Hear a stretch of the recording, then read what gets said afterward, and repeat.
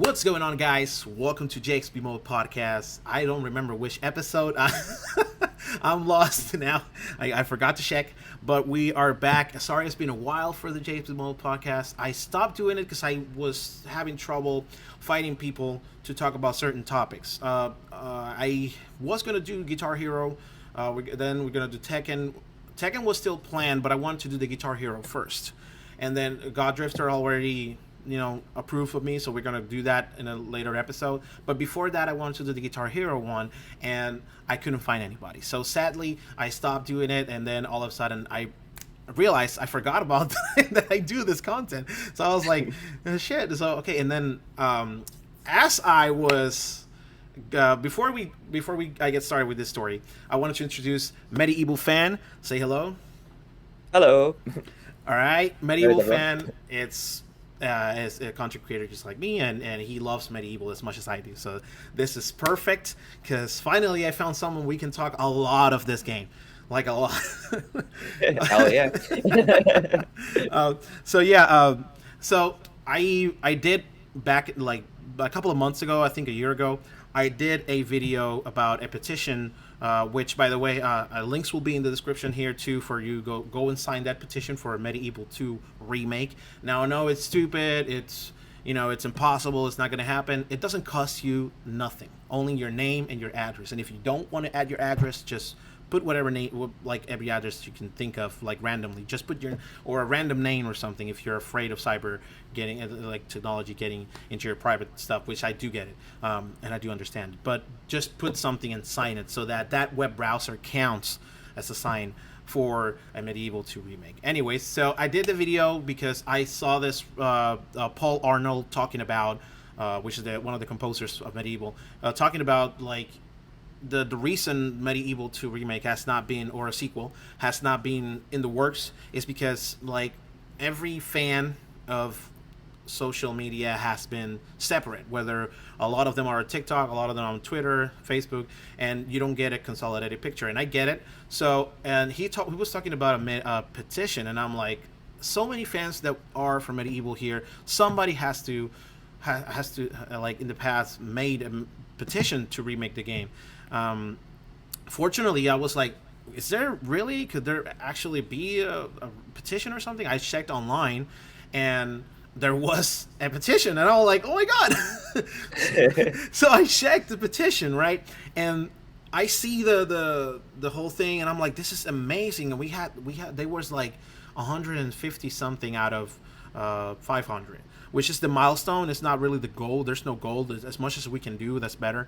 And I was like, I gotta do something about it. And I'm like, what can I do? I'm not a big YouTuber, right? But I was like, screw that. Just freaking do it. I paid promotions, by the way. I paid money for people to know about this. I did a whole video talking about it, which you can check it out on my history. Maybe I'll put a link on it. I don't know. We'll just see. But yeah, check it out on my... check it out on my video channel, like my YouTube channel. Like there's a video of me talking about like Medieval 2. I think it says Medieval 2 remake is gonna happen, the thumbnail.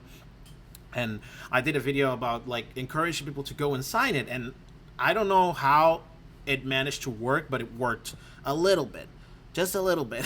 For personal standards, for me, this is a big thing because I've never done something this big before. Now, for a YouTube analytics standard, it sucks.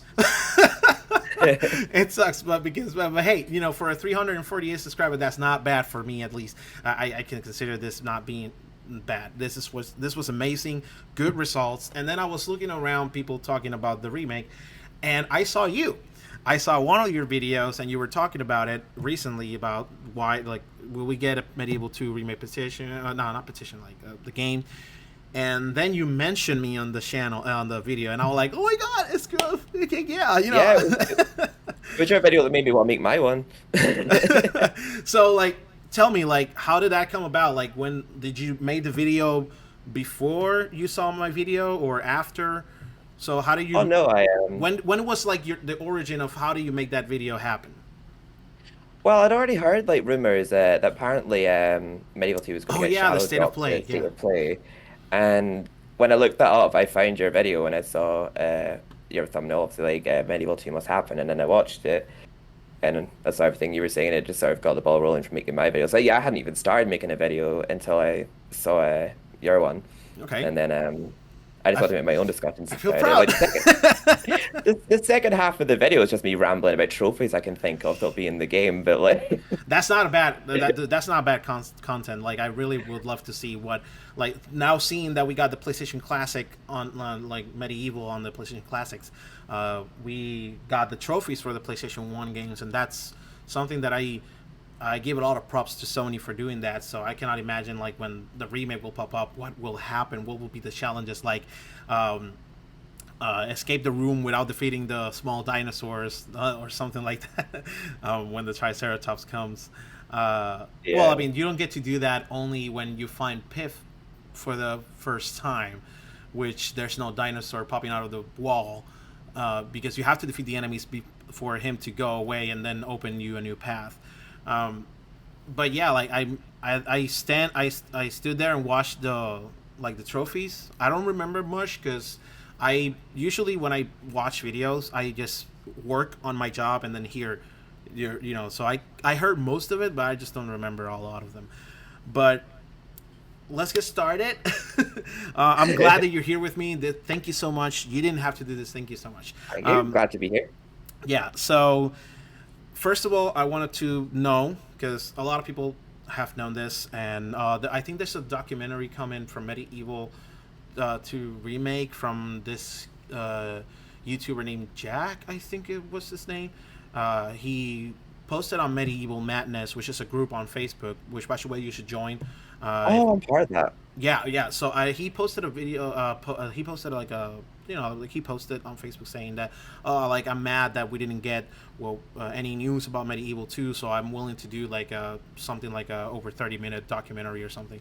And if anybody was available, then just spread the message, like, um, message him on inbox. I don't know if he's still looking for it, but if there is, you should talk, if it's possible. But I don't know if it's right now he's doing, because that was like a couple of months ago.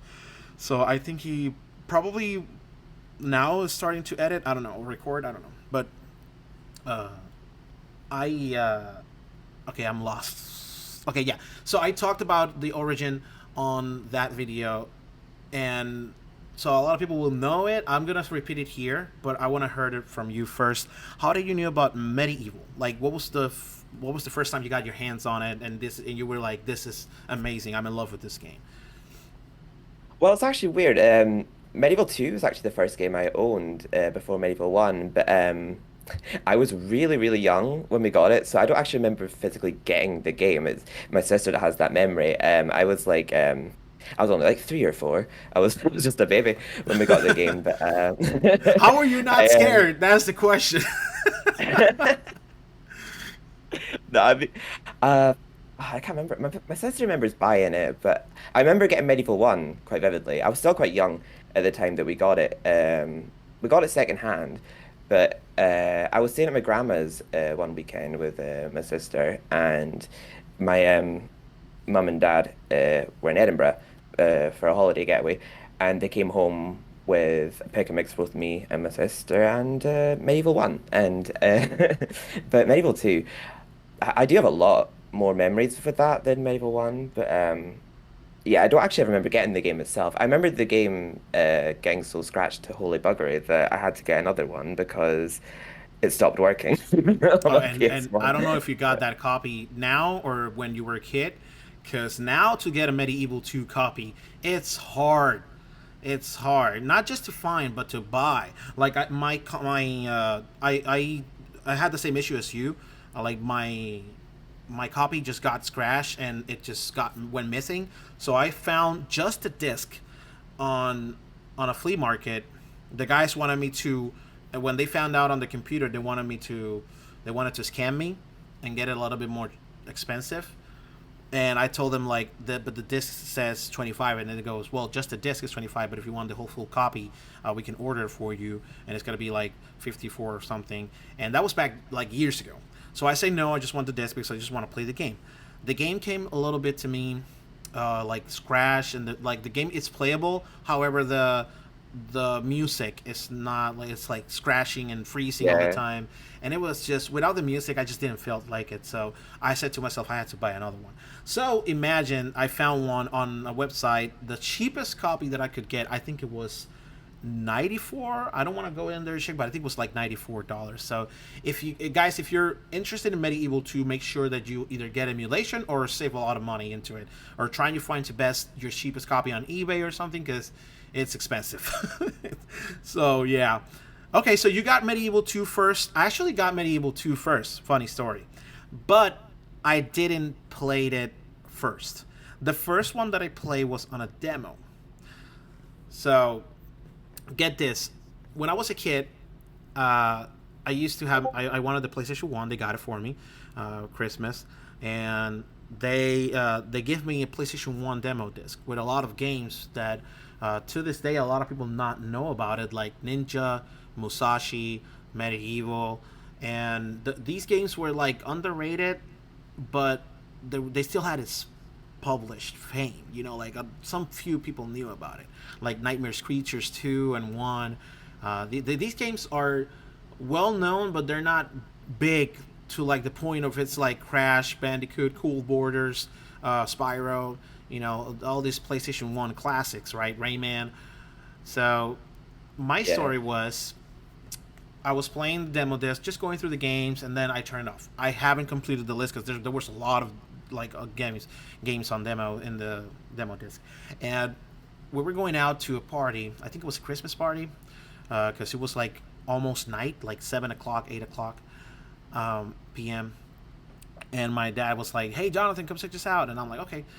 So I go to the room, and he's playing. He played. My dad plays with my PlayStation 1 sometimes, mostly sports game. But yeah, he usually get on it quite a few. So he was checking out the demo disc, and he found this. And he knows that ever since I was a kid, I'm a huge fan of spooky stuff. Now I was afraid of them, but I do like the color black, skeleton. If I knew about Tim Burton, I would have been amazed. I didn't know about Tim Burton until Kingdom Hearts came out. Um, but like I love spooky stuff ever since I was a kid, and the more I grew, the more I knew that there's people who like me like these sort of stuffs too. So when I saw the skeleton and the tombstone, pointing at the new game, I was like, "What is this game? This looks amazing!" But we had to go. So my mom was like, "Come on, we gotta go." And then like I turned it off, and then my dad was like, "You can play it when you came back." And I'm like, "Okay." And when I came back from the party, I was like, "I gotta play this game before bed." So I played it. I think it was like 10 o'clock or 11 o'clock at night, and just a little bit just to try it out. And I loved it. I love it. Was Medieval 1. I started on the graveyard because it's the demo disc, so you don't get to start at Dan's crypt. And then I was scared at the game because it was so dark. I couldn't play it at night. I was so afraid of Sir Daniel when he takes off the the spider web from his eyes, and then he looks at the camera and smiles. I hated that when I was a kid. Like it was so creepy, dude. But part of me liked it, so I couldn't play it at night because I couldn't sleep. I was scared of Sir Daniel popping out of my closet. Uh, Even though he was the good guy. I wasn't so much scared of Dan, but I was definitely scared of the like some levels in the game when I was younger. I feel like Okay. Medieval 1, the original Medieval 1, anyhow, I felt like it's a lot spookier than the remake. Like the remake doesn't Definitely have agree. the Hmm. spooky factor to it, in my opinion. But Yeah, I it definitely just kind of agree. lost the plot. Yeah, like the remake did a fantastic job. However, it lost a little bit more. It's like what Caricaturus say on YouTube. I don't know if you know this YouTuber, but he loves Oh yeah, Medieval, dude. and he mentioned that uh, it's less Tim Burton and more the new Adams Family animation movies. And I get it. I completely agree. Like even though it looks spooky and good, there's some things in the game that were eerie and dark as well. And sadly, it it didn't happen on the remake. But it's not a big deal for me. I really did enjoy it, and we cannot say too much though, and we cannot complain because being honest, us getting the remake was a miracle. Like Oh no, it was, it was honestly. a miracle. Like this game was never gonna get not even a sequel, dude. Like I don't believe in this game, even though I love this game, and the reason is because it's so underrated. Nobody knows about it. There's people who love Medieval and they don't even know there's a freaking sequel. There's, and I'm like, We how will don't, you I not know. know? But that's how underrated Medieval 2 is. So I'm glad we still got the remake. But yeah, that's basically how I got it. And then years later, right, I went to Electronic Boutique Games, EB Games, before they fused with GameStop. And I went inside, and then I saw Sir Daniel. I saw we of course, Puerto Rico has the American region, so we didn't have the UK look of Sir Daniel in his hat, and the fonts are like, if you look at the cover of the American version and the UK version, they're completely different. The cover, same game, but the cover is like a little bit different. Happens a lot with PlayStation games nowadays, the video games in general. But same with Japan. But Medieval 2, on my hand, it was Sir Daniel holding a sword on his back, and then we get the cathedral on the background. I don't know if you've seen that like cover. Have you seen that cover? Yeah, I have. Yes. So like for me, it was much more badass than goofy and funny. I do love the medieval fonts way better than the Medieval 2 because it makes it look much more like a croc game. But that's just a first glance. I do love it though. Don't get me wrong. I do love it, but I prefer the American version, how it looks. But yeah, and I saw it on the in the game store, and I was like, Dad, remember that game? You showed me. Please, can I get it? And he was like, Yeah, sure, I get it. And I was like, Yes. I was so excited. I got home, pop it up. I think it was a Saturday morning, if I'm not mistaken, or like an afternoon. And I fell in love with it. I couldn't get away from the museum level. I got stuck because I think I got stuck where you open up Kia's place, if I'm not mistaken, and then you I get. was a lot more stuck on Medieval 2 than Medieval 1 when I was younger Yeah. because I never had a cheat code book or anything on Medieval 1 or anything, but a friend of mine gave me a cheat codes for Medieval 2, and I swear I used to skip level cheat on practically every level because I couldn't figure out how to complete each level at first.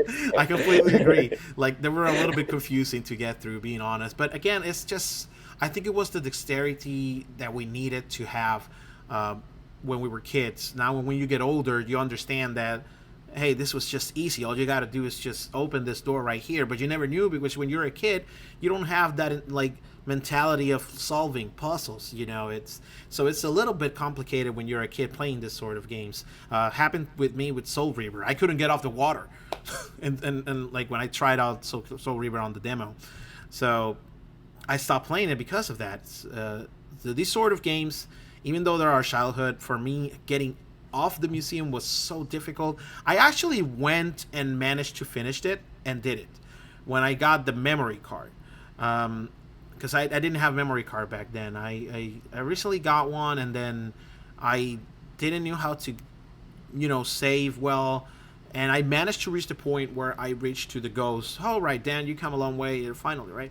So after that, I think you face the dinosaur, if I'm not mistaken. The Triceratops. Amazing boss fight, by the way. And I think I stopped playing after Kenningston. You know, the whole town, right? Yeah, Kensington, yeah.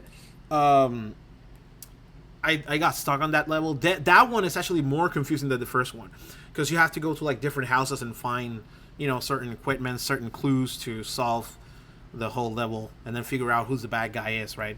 So for me, that was hard to pull off at that age. And then eventually, when I grew older and finally got the chance to replay the game, I was like, I gotta finish this, and I did, and I fully finished the whole game. So yeah, that's basically how it is. I also ended up playing Medieval 2 as in like having my own game, but the difference was that I played the first one in the demo before. I got stuck on the what's that level? The mausoleum, where the floor collapses. Back then, I didn't know you could run with Serdan. I always walked because I always used the directional buttons. I don't know about you, but I never touched the analogs when I was a kid. I think no, I was the same. I think I did know how to run as Dan, but I don't think I had the dual shock controllers um till well till well later when I was younger. But Okay, so yeah, this is a good question. I actually want to ask you. Before we started, I wanted to make sure, I don't want to get confused, like if you were not from that region or not. But you told me that you're from the UK, right?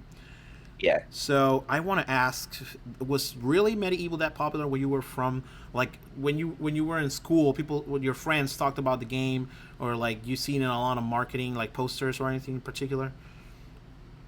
Well, actually, I do have a few things to say about that actually, but what one thing I will say is obviously, yeah, me being UK, I do have the version of the game where it's the Dan Hand and all the other characters in the background, and you see the Yeah. computer in the background. But I personally do prefer the US version of the cover, but yeah, that's the version Oh, I have really? because yeah, I do, but yeah, I had to go and be British, so I have to have that version of the You game. couldn't have it. It's like, oh dang it, I gotta order it on eBay maybe, and not play it because it's region locked.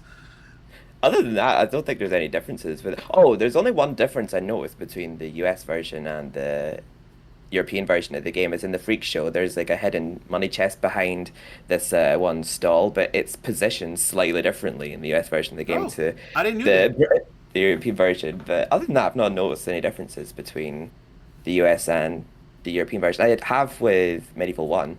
Medieval One in Asylum Grounds, the monks look different in the US version of the game to Oh, the European one. the monks. Refresh my memory. What were those bad guys? Oh, they were the guys with the robes in Asylum Grounds with the spades when they would just smack you going. "Roo." I don't know Oh, do okay, yeah. exactly the Love, dude. That was an 100% accurate zombie his sound on the game. They sounded. I love it. It sounded just like that. It was so weird. They sounded like freaking like idiots. It was so funny when I was a kid. It was like. "Urr, urr." I used to always mimic the enemies when I was younger as well. Like the bearded lady's like, Dude, that was so weird. Like, and I love it because it's a creepy factor that Medieval 2 has. Like, let's make this game like sound weird and fucked up because it's medieval, right? It's got to look scary, so we gotta have some creepy elements, uncanny elements to it. But but yeah, so but were they? But like your friends talked about it, or you were the only oh one? yes, sorry. With Medieval, it's weird. Because obviously we didn't when I played it younger, we didn't have like YouTube or I didn't use like Google that much. So obviously I didn't know about its ratings or how popular it was in UK when I was younger. But as far as I knew, I thought it was just a game that only I played because I never really heard anyone talking about it in school. And like none of my well, I had one friend who I don't actually talk to anymore. We don't talk, and he's yeah. But but there was a friend who I knew in school who got Medieval Resurrection on PSP, but I think that's the only medieval game he got. And I said, because I knew nothing about Medieval Resurrection at the time, I only knew about it because of him. But he said he was stuck on the level Pumpkin Gorge. Just like, oh, that level's easy. I'll do that one for you. And I'm like, oh wait, this is way different to the original Pumpkin Gorge. I wasn't expecting this, but like, I, Yeah. apart from that, I don't really know any friends who. But then again, I was quite a bit of an introvert. I didn't really talk to many people. But Oh yeah, good- that could be the thing. But I just wanted to know, like around your area, like, did you see medieval often, like commercials wise or anything? Because I wanted to know like if there was a difference between UK and the US. Because mostly stuff that comes out from the UK and like vice versa, they have more fame to where they locally from. So being from the UK, I just wanted to know like if it was if it was popular in the UK or not. I think it was popular in the UK because, well, like we were saying earlier, it was a British company that founded Medieval and well, the games themselves. Like, I recognize a lot of the voices from it from being from sitcoms and like that I watch. Because there's a character who plays the Forest Witch in I remember. Medieval Yeah. One. She Helen Lederer. She voices well, she plays a lot of comedy characters from shows I watch. And Oh, for real? uh And yeah, that's the and thing. Like probably UK shows that you watch because again we like I never knew that that voice actress for me it was just that character. yeah. So But imagine. So yeah. So there was a little bit more popularity on medieval in the UK. I just wanted to know. It was kind of obvious, but I just wanted to make sure like because even still, probably even if it was like bigger in the UK, I still didn't have enough to call it a big game like Crash or Spyro. At that level. I don't want to compare yeah. because they're completely different. But as much as to like a PlayStation mascot topic can be in. So I can say that Medieval is one of them, but it's like, under the radar. It's just a little bit on the corner there, which is sad for us, but we get it. It just didn't have the potential, I guess, or the results, unfair results. It's completely unknown, of course.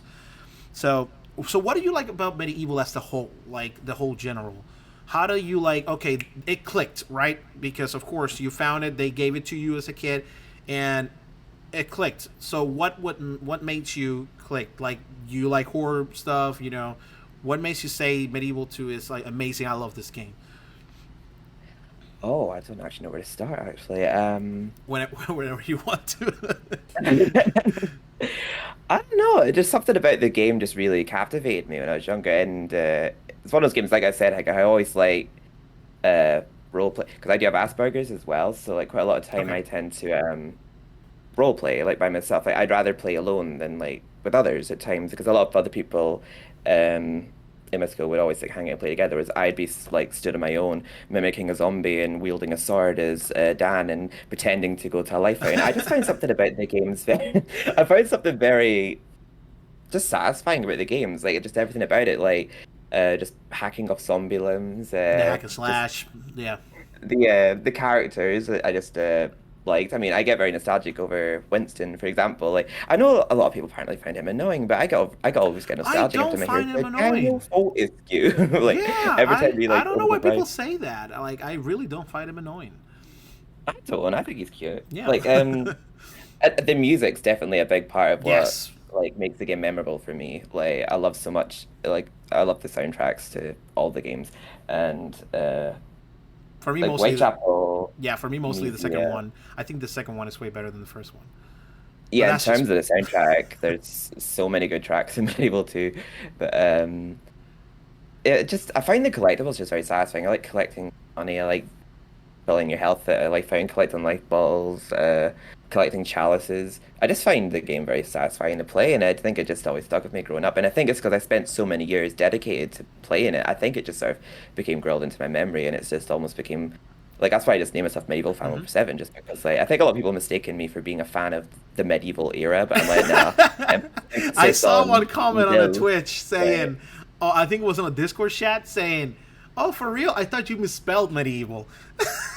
Yeah, someone said that to me once. Like, actually, funny enough, I was on Overwatch because like my name was a medieval fan on there, and they said you spelt medieval wrong. I said no, I didn't. No, Look I it up. didn't. You're not talking about the medieval era. We're talking about medieval. Okay, get it right. Do your freaking research before you freaking judge me.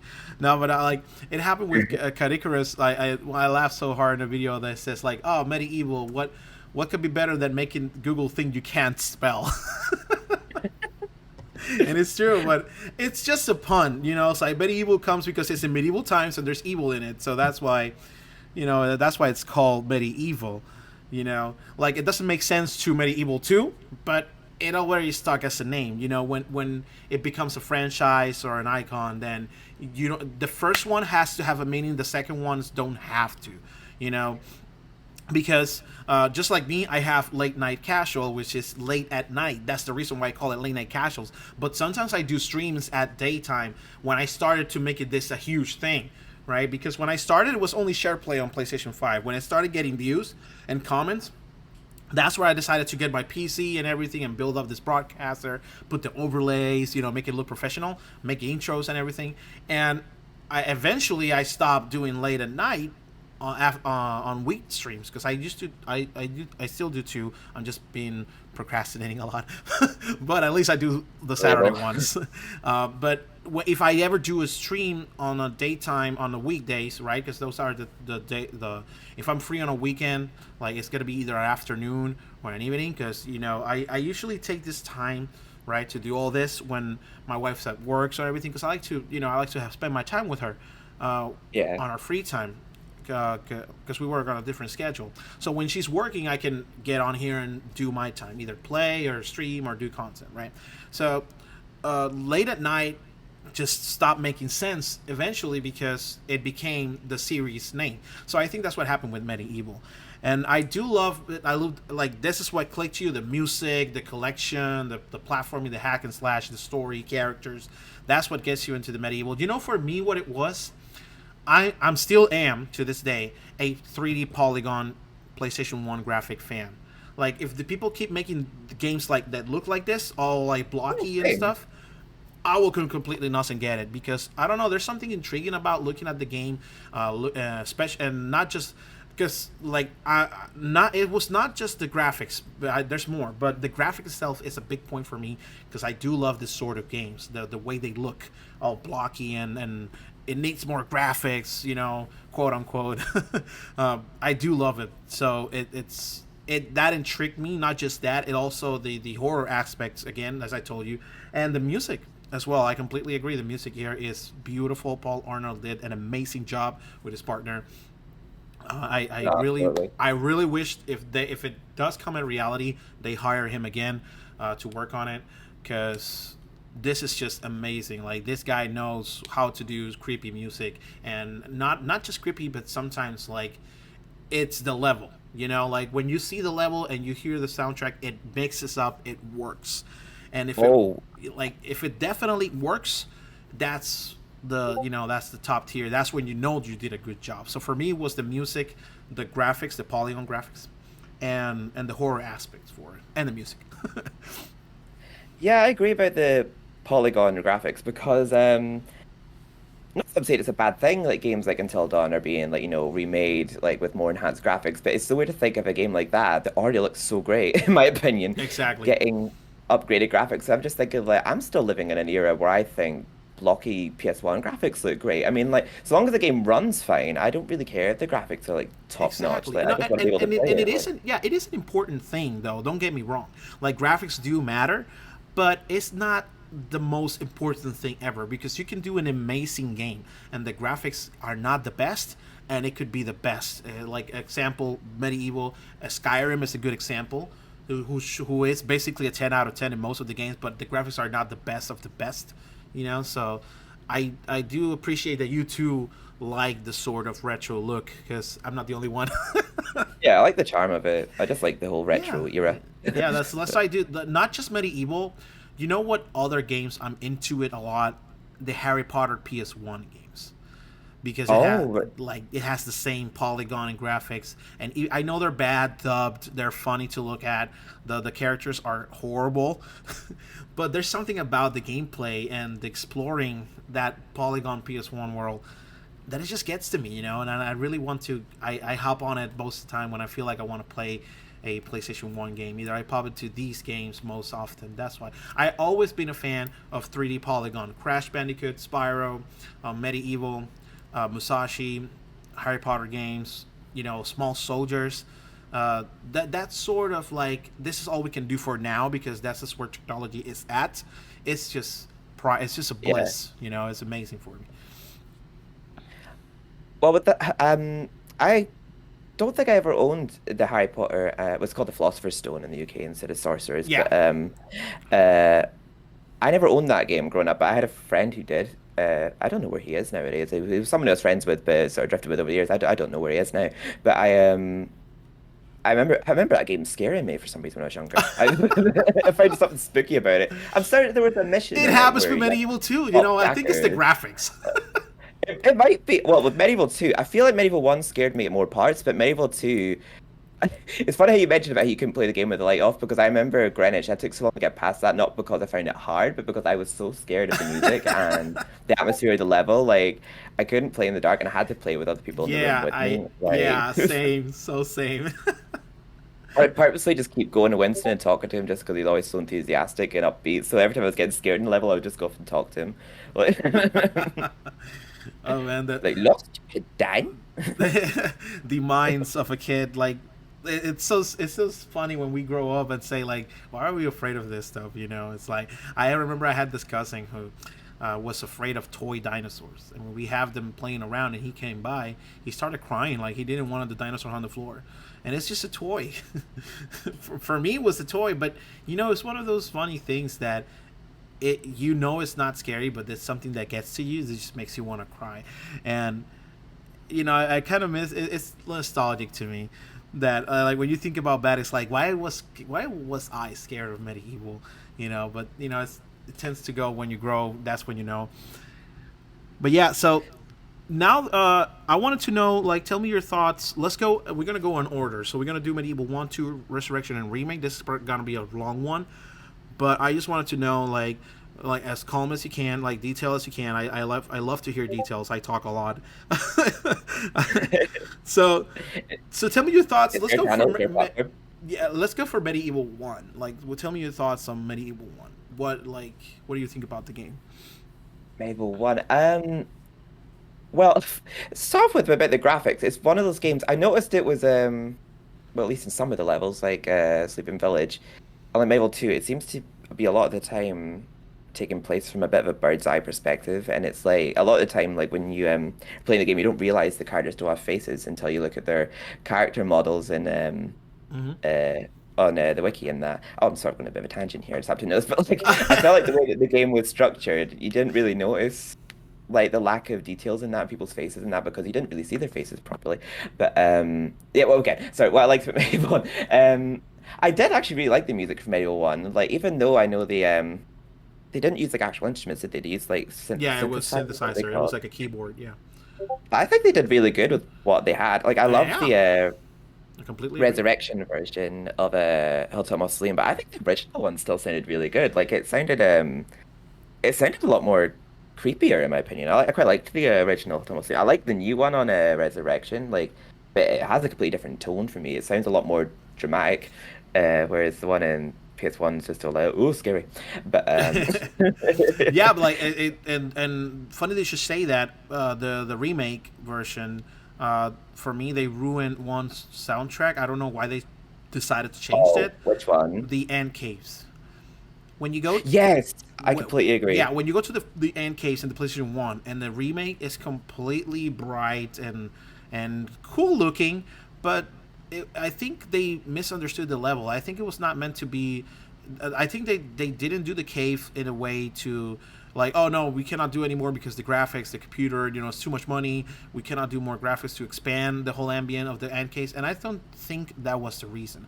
I think the reason the ant caves was like that, it was because that's what they wanted. They wanted you to feel claustrophobic. Only this amount you can see, and you get lost in the labyrinth, and it was so perfect. But other than that, I think the game really well worked really well. But that I wanted to say that the NK for me, they kind of screw it up a little bit.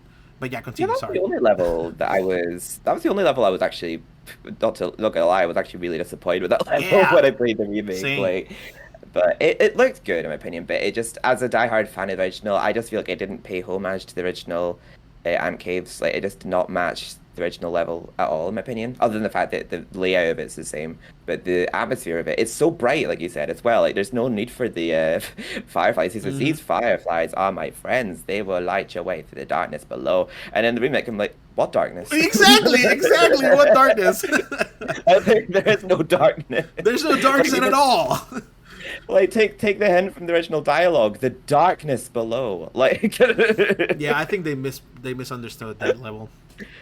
other than that, I was fine. Like, I kind of wish that they kept the Pills Ancient Dead and the Gal's Gauntlet soundtrack at least somewhat similar to the original soundtrack because I was really looking forward to hearing the da da da Oh yeah. music remade, but they just went a completely different route and just completely changed the soundtrack. And I hate to say it, but I've heard it so many times, but I feel like the track just does not stick in my memory like The the first one. original Gal's Gauntlet. Yeah, it's just normally I find Bob and Barnes soundtrack so memorable, but the ones they did that were exclusive for the remake, they just don't stick in my head as well. Like the Ant Caves one kind of does because I remember that one goes like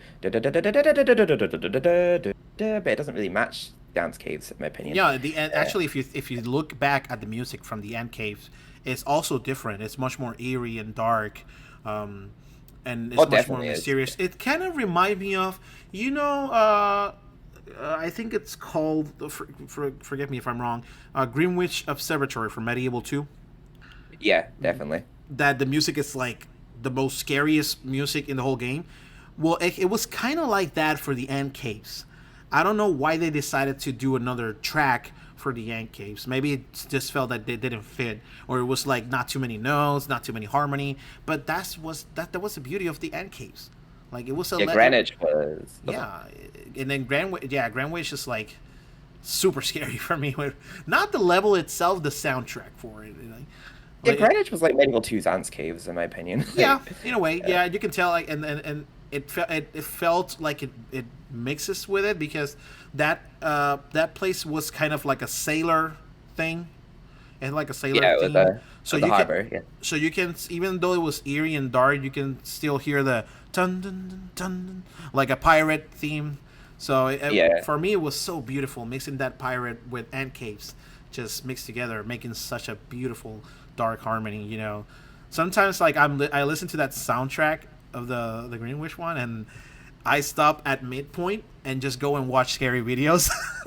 I don't.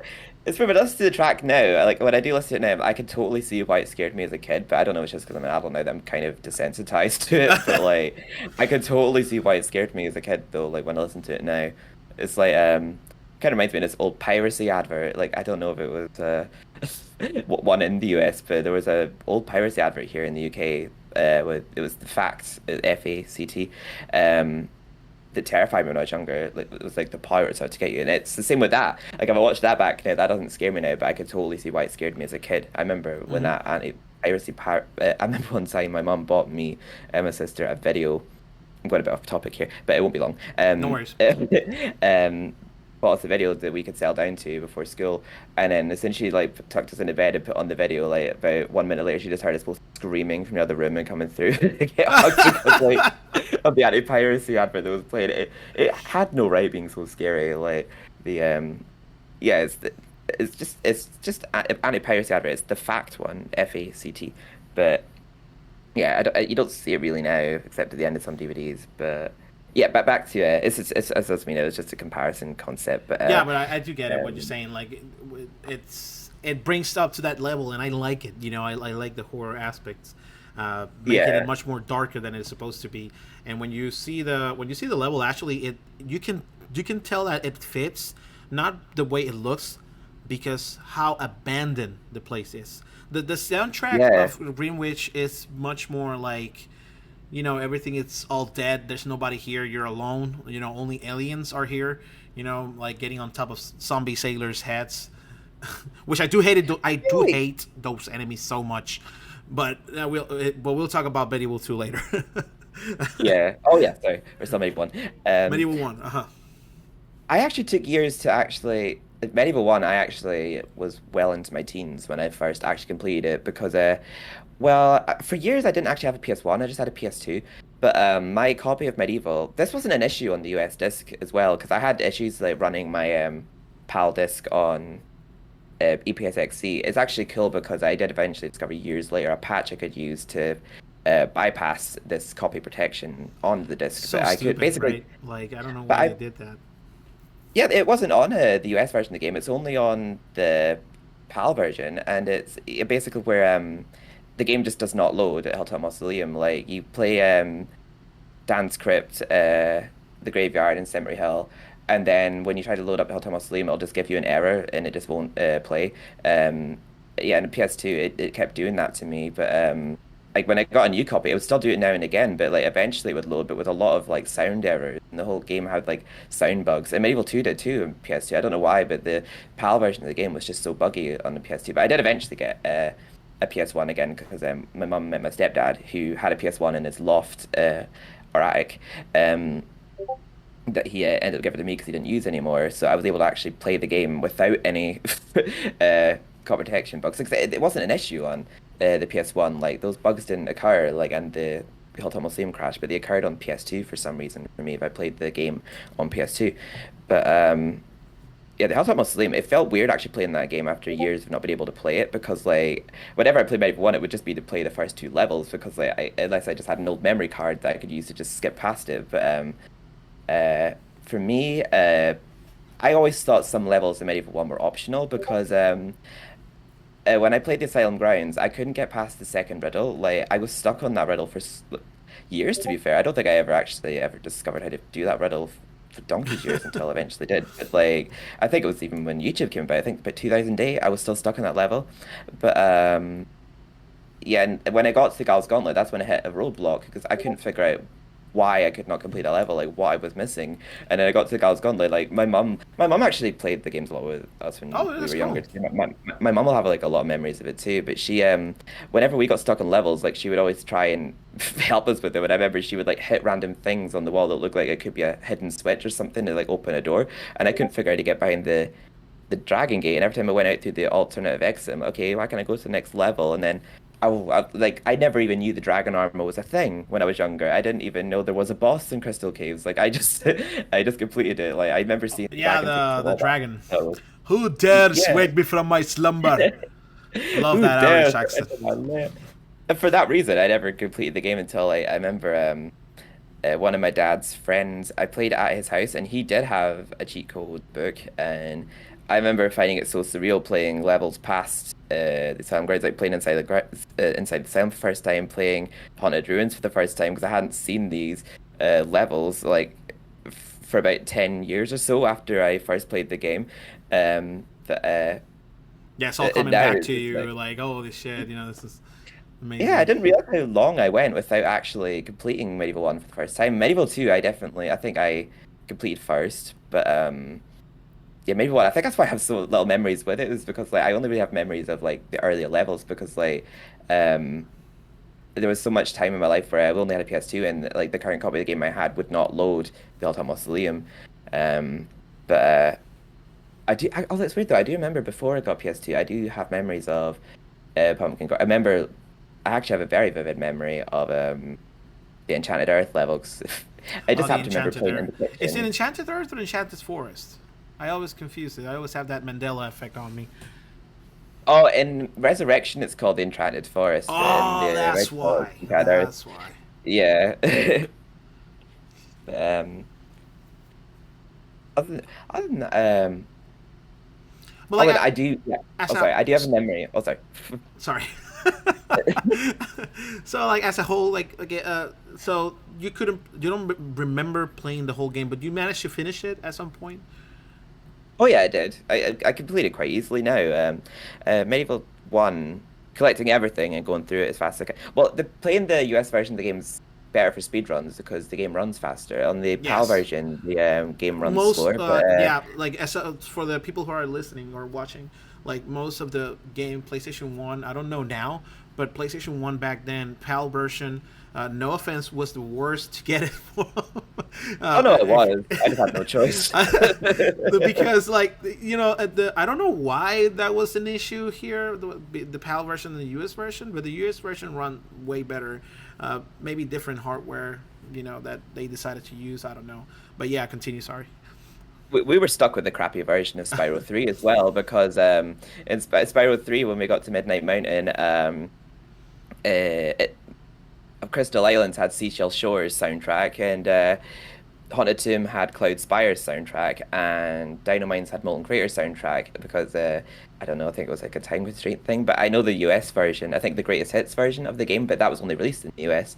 Um, Yeah. those levels have their own soundtracks, but now we're just stuck with uh, the incomplete version of the game. I still like it though. We have the Reignited trilogy now that has the actual soundtracks, which is good. But, uh, But yeah, yeah. going back to medieval. Sorry. It's alright, no worries. I love hearing you like. No, it's not that I'm mad about it. It's just that we gotta get through that. But yeah, like I completely agree. Like the PAL version is just a download. Like so, and that's was just weird. Getting off topic a little bit. The PlayStation Classic when it came out was using a lot of the PAL versions for it, and it has the setting to change it into the American version. So I don't know why. Like if you bypass through the hack, like if you hack it, and it was so stupid. Like I don't know why they decided to go for that.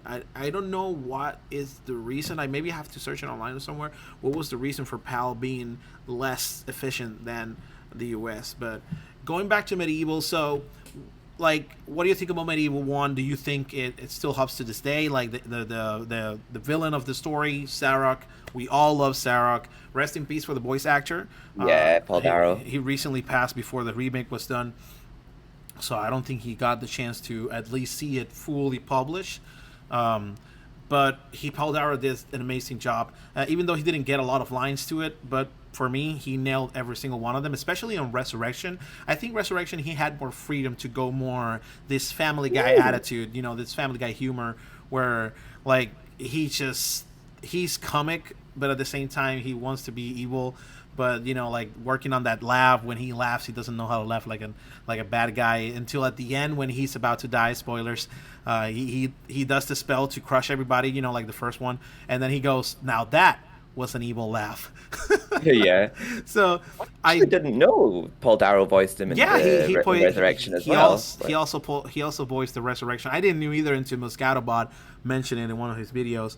But yeah, he did also voice Sarok on that game, which I'm glad that he got the chance to do more lines, because trust me, like the first one, they were so funny, especially the final boss section where he's trying to figure out what spells to use, and then he goes like a chicken. He goes, right bark, bark, bark. I laugh so hard when he does that, and then he goes, like he needs to lay off that like being childish and more serious, because he gotta destroy the his menace. The mighty Zarok. That was so funny, dude. Like every time I see it, I laugh. You cannot just either you don't smile and smirk, or smile or laugh, because like it's just so funny to this day, no matter how many times I read it. But yeah, like the pirate ship was good. Medieval itself won. For me, I like more the second one, but the first one I completely respected, and I love playing it to this day, like replaying it all the time. I have a bunch of save files incomplete, some of them complete, because sometimes I'm in the mood, and then mid-game I'm like, I'm done for today. But yeah, like, so what do you think about the levels? What is your favorite level on Medieval 1? Well, I think Medieval 1's pacing in terms of humor, I feel like was a lot better than Medieval Resurrection. I feel in Resurrection, it's like they had to get a joke in every 2 seconds. It's like it felt kind of forced in Resurrection, kind of forced, in my opinion, like the humor. Like in Medieval 1, it just seemed to come naturally, and I feel like the times that make you laugh, like they're just perfectly placed. I feel like the game does have a very serious tone to it, but then it has a moment every now and then. It's like, oh wait, it's not such a serious game. Like when they leave in like yeah. Like when when one of the heroes has a crush on Dan, which they censored in the remake for whatever reason. Oh yeah, the African lady with the spear. Yeah, they removed like any voice line of hers in the remake that implied that she fancied Dan. I don't know why, but it's not what you don't want to promote necrophilia? Come on. I mean, it's not like the game's really maybe that serious anyway. Exactly. I don't think you're not really meant to see Dan as like a dead thing. You're meant to see him as this cute little character. I play so much the remake, and I never realized that they censored that part for her when she's talking to him in the Hall of Heroes. On my alternate channel, Steven's YTPs, where I make YouTube poops and that, I have a series on that of the Hunchback Notre Dame, and the character Frollo in it, I make out that he's a big fan of Medieval, and I did a video of it. My most recent video with him was him being outraged at the remake because when he saw the interaction between Dan and Imanzi, I think that's her name, in the remake, and they compared it to the original, and he was like, Medieval's not for babies, you fool. But it's true if you think about it. Medieval for teenager is rated T for teen. We just got it in a good time when Paris didn't knew about the ratings, only M. Like T, if it's fine, but M, oh no, you can't. So a lot of these games were just given to us, and sometimes our parents didn't give a crap about the rating system, but when they knew, they knew. So proud to be responsible, but hey, like, come on, Medieval, for God's sake, I think the only thing that it's the reason why it's rated T for teen is because it's scary for kids. Younger kids could be a lot scarier, but other than that, the only thing I solved this is to play at daytime, not play it at night until I grew older. But yeah, like I think it makes the perfect nighttime game now. Yeah. Like when, especially like Halloween and that. I feel like Medieval 2, I always feel more in the vibe to play it on Halloween. Summertime for some reason, and Medieval 1. Oh, Medieval really? 1 I always play in Halloween. Yeah, for me it's different. Get summer vibes from Medieval 2. I also get what you were saying before about how Medieval 2, the title Medieval doesn't really match the setting game so much, but the fact that the only reason it's called Medieval 2 is because it's a follow-up to the first one. It's not really like the second game's not set in medieval times, but it's a follow-up to the first game, so it doesn't really matter that it's called Medieval 2. I know they could already call it like Victory Evil 2, whatever. Exactly, like London Evil 2. It just doesn't work, you know. It's No. got to be called Medieval 2. Yeah, because it's a follow-up to the first game, so it just had to have the same title. But Exactly. Maybe they should have done like a subtitle, like Medieval 2, London's Terror, or something like London's Nightmare, or Nightmare on London Street. You know, just to yeah, reference, just to reference Freddy Krueger. Nightmare on London Street. But yeah, like, so Medieval 1, yes, we enjoyed it. We love it. The medieval aspect, the levels were fine. I could say for me that I think Medieval 1 is a great game. For me, Medieval 2 did it better. Now, the reason why for me, Medieval 1 has its charm. You know, it's everything. I love the levels. I hated and loved a few. I didn't like the gallows one where there's a bunch of zombies tied up into ropes, Not and that level. that is the one that it doesn't let you continue unless you have the two dragon gems, which you got to go back to Yeah. Pumpkin Gorge and the Crystal Caves to get it. Crystal Caves is one of my favorite levels, not because of the level, the soundtrack. Now get this. The music for the Crystal Caves was the first ever song that I heard for Medieval, because Medieval 1, when it was on demo, you know, Yeah. when you start the game, right, you see this pathway leading up to the skeleton, right? You see medieval statue, you see not vampires, you see vats, you see like jack-o'-lanterns, you see the tombstones with the name medieval, and they glow, right, to show you like what's going to happen, what are you getting into, and that's fun. I love seeing that. It's so hard for me to skip it. But in the demo, as I was watching through all that stuff, you get the song from the Crystal Caves instead of the title screen soundtrack, which would you get when you get the original copy, of course. And that's the reason why I've heard the first time, and I fell in love with it. Love with it. Like it's my favorite soundtrack of Medieval 1, the Crystal Caves, because it I actually brings. own that demo currently. It's under my bed. Huh? I actually own that demo currently. It's under my bed. Yeah. And a box full of other. No, that's why you're called Medieval fan. Like we get it, we get it. You can brag, you can brag. But like for me, it didn't spot as much as the second one, but I did really enjoy it.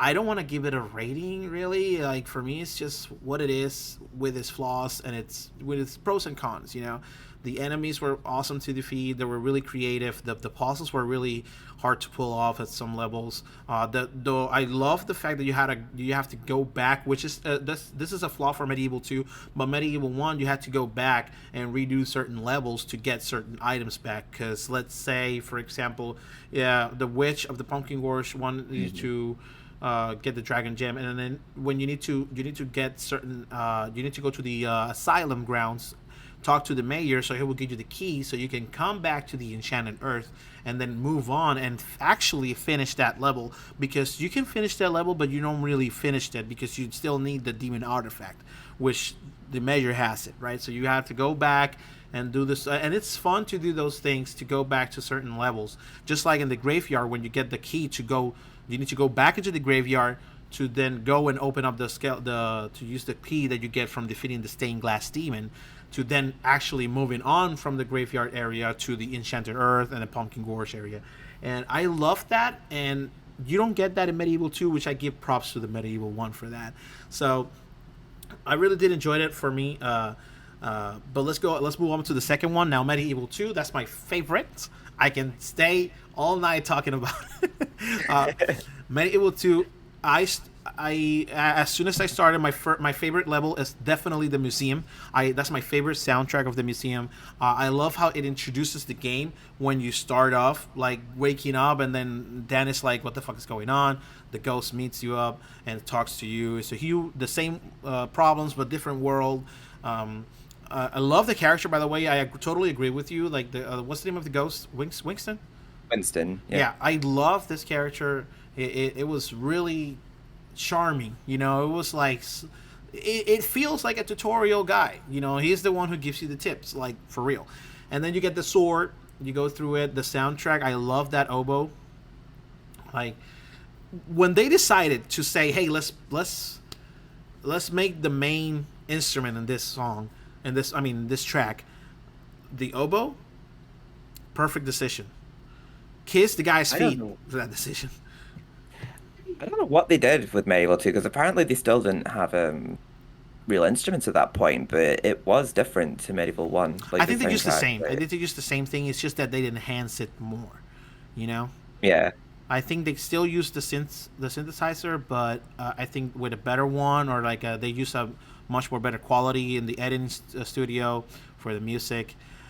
Because I don't think at that point in level people use real instruments to record. I don't know. Maybe I'm wrong. Maybe they had more budget yeah, to. I don't think he did because I think even Stuart Copeland when he made the Spyro soundtrack, he also used like synths. I think. Yeah, Like, yeah, but the Spyro soundtrack was from the guy from the Police, at least, yeah, and he. I don't know if they use like instruments to record on that, but yes, even if they didn't use it, the quality is amazing. It's hard to tell. The first one, it's not real instruments. You can tell because the switching from the keyboards. But the second yeah. one, I think they work better to hide that. I'm not sure if it's synthesizer, but I'm pretty sure it could be that way. But yeah, like Medieval 2 for me was way better. Now I do hate the fact that, again, like as I mentioned, the first one, there's some things that they should have stayed from the first one as well, and I really don't like the research lab. Now, don't get me wrong, I do like it as a whole, but comparing it to the first one, I really have preferred more that they would give us a concept art of the map of London, right? The whole Mhm. big map, seeing the whole cathedral and everything in the map like a drawn, and then move the cursor of Dan to certain areas instead of a slideshow picture. If they would have done at the lab and then you check the map to then move to certain areas, I think it would have worked better. But it didn't hurt me as much, really. It's just a personal thing that I enjoy. What I really do like about Medieval 2 is that, I don't know about you, but the level are much more longer. Yeah, It, they it are it definitely. takes longer to finish them, even though they are less. You can say they're less levels here than the first one, right? There's there's the graveyard. Yeah, I think there's more level in the first one, but this one at least it compensates that by making it longer and two-part levels actually sometimes, because Yeah, we get to the museum is basically the first part. After the first part, you get to a certain points where the soldiers that are marching are the one with the rifles. Uh, when you cut, sorry, they're what? only in that level, and I feel like that they were worthy of being Hey, enemies from a later level because like they were a lot harder. They were very hard they're enemies very hard to first kill. level, in my Trust me on opinion. that. Yeah, but I Yeah. remember that actually, yeah. Now that you mention it, they're only in that level. I never realized that. Uh, but when you go to the first time you meet those soldiers, you realize there's like a fate, like a silent. It fades to black. It goes silent, no music, and then it pops it up. It loads it up, and then the music back on, and everything's back on. And I think that was a division to say that, okay, this is they had to do that because they wanted this level to go bigger. And not just that, when you finish that section, right, and then you go through the other part when the entrance of the museum basically is, um, Mhm. you get a fade to black and then another picture and then with a different title. So they technically did enough levels. It's just that, let's say level 1 and 2 are basically the same level. It's just different areas to make it bigger. So there is a division for levels. Let's say level 1 is the museum, but level 2, instead of saying Kensington or Professor's Lab, level 2 is going to be the museum, you know? Again. Mhm. But this time, it's going to be the Triceratops, whatever monster that is, you know? I love that boss fights. I think I enjoy more the boss fights in Medieval 2 than first one. I give that to the Medieval 2 section. Yeah, Um, because they're actually hard. they're actually Unlike harder the and Medieval 1 ones. they're more creative. Like especially the Dracula fight, that is just amazing. I love fighting that fight. And not my favorite when it comes to like visually, but the fact that you have to work on he's invincible. The only way you can get him is by sunlight, and you have to Hmm. work your way through because that he then burns everything else. Like first it was certain areas to hit him, but then it changes mid game, whether you have to, instead of him throwing the punches, not the punches, the fireballs or whatever you want to call it, through the mirror and then reflecting on it. Now you have to get all of the mirrors in the same position to ray at the chandelier light at the top, and then actually making a really rain sunshine to burn him for good and finish him off. I love that. I love that. They kind of I think that was. Sorry. go ahead. Go ahead. I think that Wolfram Hall was one of the most creative levels they'd done in Oh yeah. the game, because it was just very different to what they'd done before that. I feel like the Yeah, vampires, like how you beat the enemies as well. and how you Like, maneuver yourself through the level. Like the fact that you have to like move the coffins to kill all the vampires because they're not beatable that way. The only way it has to be beatable is when you push them into the sunlight, and then they get crazy and they die. That was scary, by the way, when when they start screaming at you with being burned. For me, that was like, okay, get away from me, get away from me. And then they blow Yeah. up. It's like, oh, thank God. It's tense, it's tense. And I not room is the same thing. They you have to do the same thing in every room, but in order to push them to the sunlight, the way of doing it is completely different. Yeah, it gets a bit more complex each time, because I remember when I first completed that level, the second last room, I spent hours in that room trying to figure out how to kill those two Let me guess. vampires. I think it was the one with the platform where you have to put the vampire Yeah. on. Yeah. Like, how the heck am I it's going to get them to that sunlight up to the second floor? It took me a while to figure it out. I think I had to look it up on YouTube or something.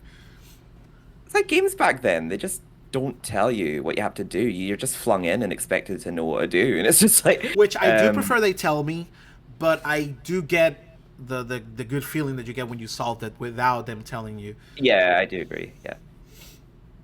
I did eventually figure that out though, because it was so specific. How you had to arrange the crates and bait the vampires into that room, and then push the crate up to push them with the crate up to the platform, and then the platform goes up and burns them.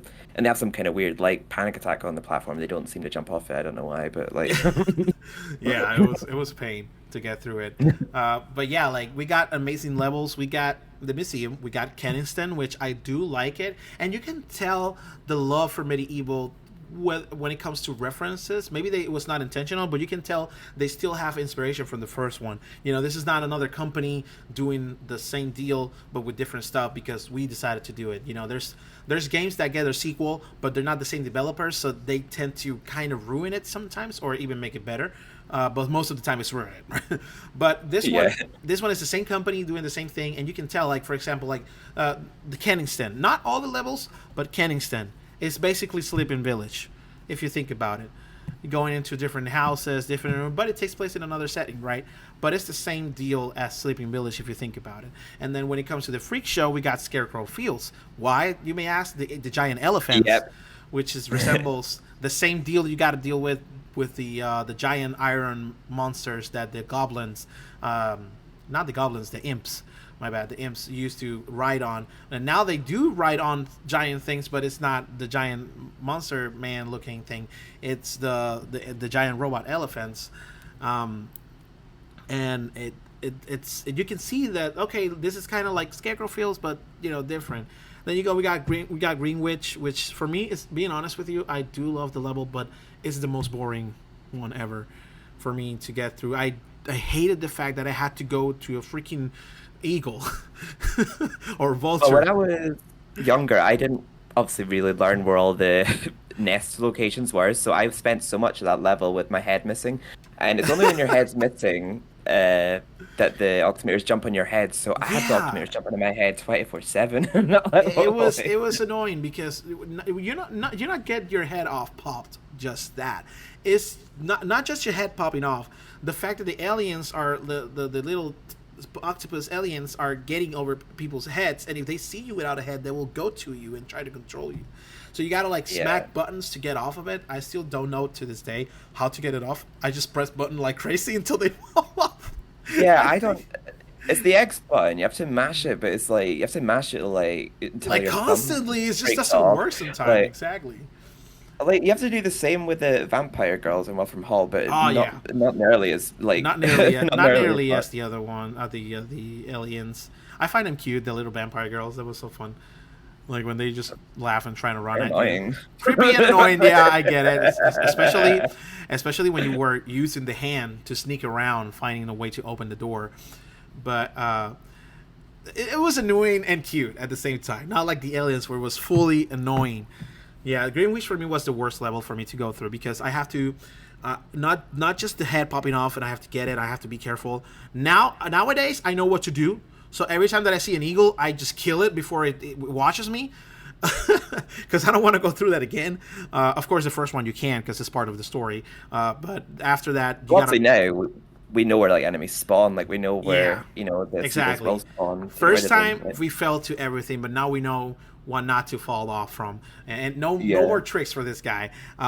But I do love the fact that we have to go through. This is the only thing that I like about the level. After we get through all that stuff, like all that platforming bullshit, and then we go to the next area of the Greenwich place observatory. Now we get to this big old stronghold with a ship on the top, so we can use that one to escape, right? So before we get to that, you have to do a puzzle where you have to put a head on the top area of a container or something, a tank that will, and then you will go up there and look at a shadow where it's like a magnet that you need a piece hidden in that place, and the only way for you to get it from that underwater is to put the head on a sort of like window or something, that if you change your view from your body to the head, you can see where it's at. So you have to switch between your body and your head to look where it's at, and then the body to activate the switch to move it, because you had like 3 switches. One is, or 2 of them, I think. No, 3.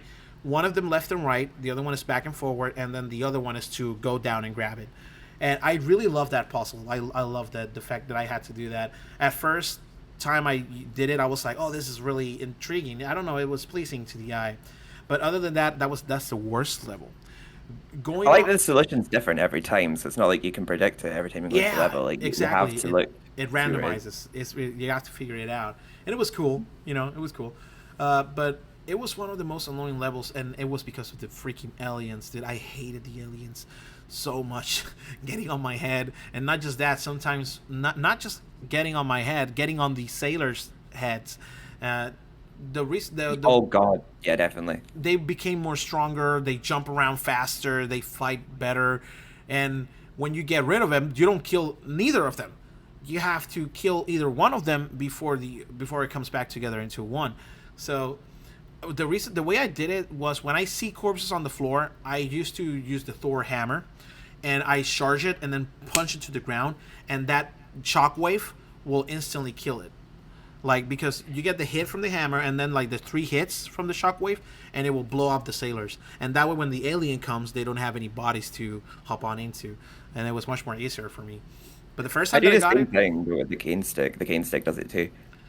If you charge up the cane stick, like the beams just destroy all the zombies on the floor. Well, yeah. oh yeah, 3 of them. dude, the walking cane, the walking stick or whatever. Dude, I never used that because I thought it was so stupid.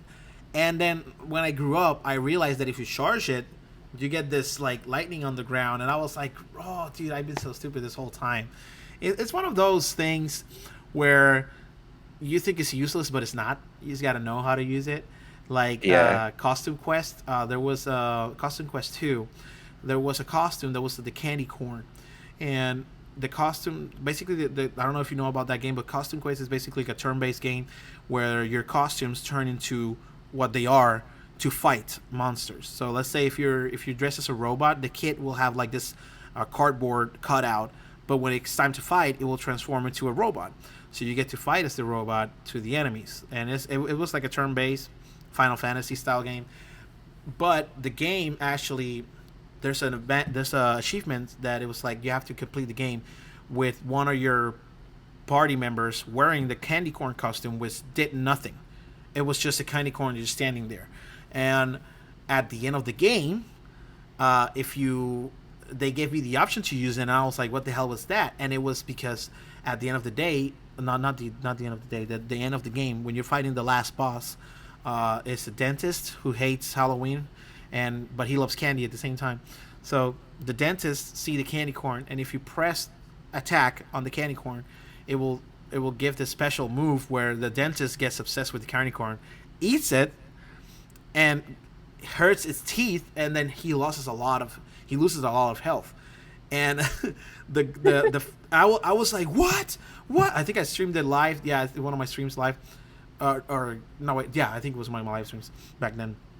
I was so shocked because I thought it was useless, and the achievement wants to use it like a challenge. Like it's much more harder if you have two working party members rather than one, and I mean rather than three. So having that costume put on a character will just limit you because you can only work on one thing, whether it was attack or attack and health instead of attack and health. So at the end, knowing that candy corn has that move and it helps you defeat the boss much more faster, it was such an amazing thing for me. And it happened to me with the walking stick, so it's a funny comparison.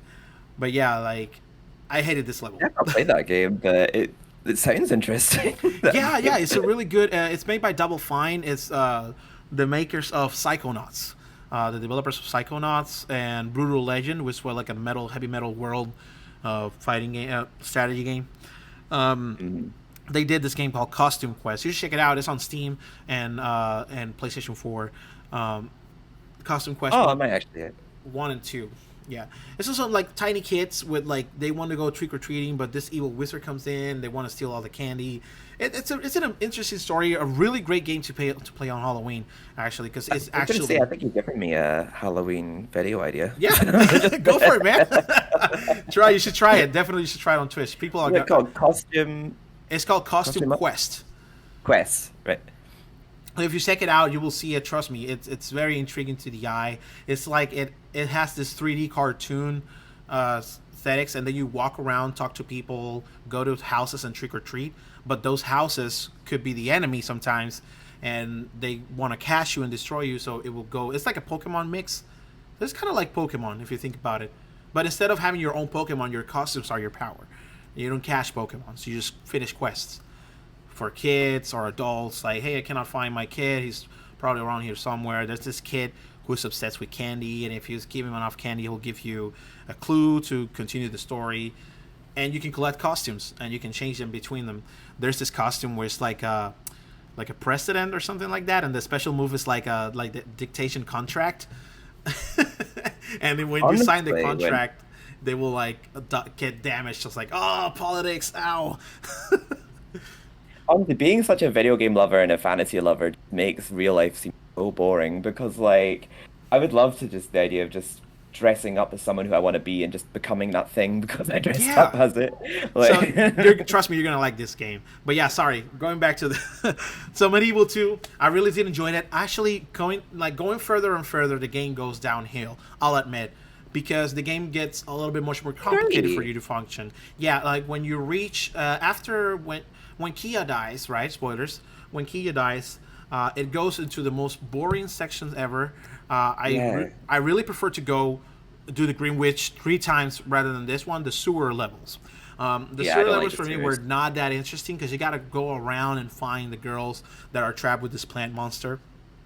And then sometimes I get lost. To this day, I know what to do, and I still get lost because I forget certain tiny details to go to before going there. And then you finish that section, but then you go back again to it after Kia dies to then find a chance to go inside again, a piece of the time device to go back in time and save Kia, right? And it was so annoying, so annoying. But sometimes I skipped it. Being honest, I just that. I'm not a fan of that segment of the game, but I do love Cathedral Spires and the Demon. I feel like that makes up for that little gap there. Exactly. But when it goes to that part, it kind of like, okay, now we're getting somewhere. We're done with the boring part. We saved Kia from Jack the Ripper. Well, amazing boss fight, by the way, because you got to be aware of him not killing Kia while you're still fighting him, because he uses Kia to recharge, so that's kind of cool. And then you finally get the golden armor because you meet with your past self, and then you go back and go to the cathedral, is it? The last level? Yeah, basically. Cathedral Spires. Yeah. Cathedral Spires. And I love it. I do love the sound when you get the spirit angels. When you pick up a soul, it's like, open sesame. Like, when you pick one. So something like that. I don't know what they sing, but that harmony is so cute. But yeah, That's why I choose to believe they're saying. Extensively. it makes sense, I guess.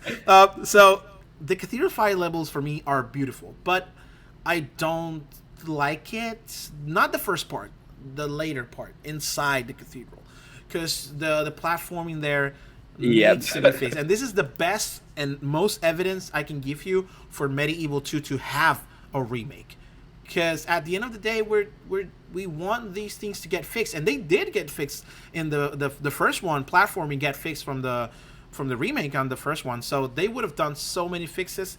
And a lot of people cannot tell me that, oh, because of this remake cannot happen. And I'm like, no, actually, if it does happen, they can fix all of these things, because this is the part where people hate the most, and it's the inside the cathedral, because there's some sections that you have to like hit a like you got to be aware this platforms that go back and forward really slow.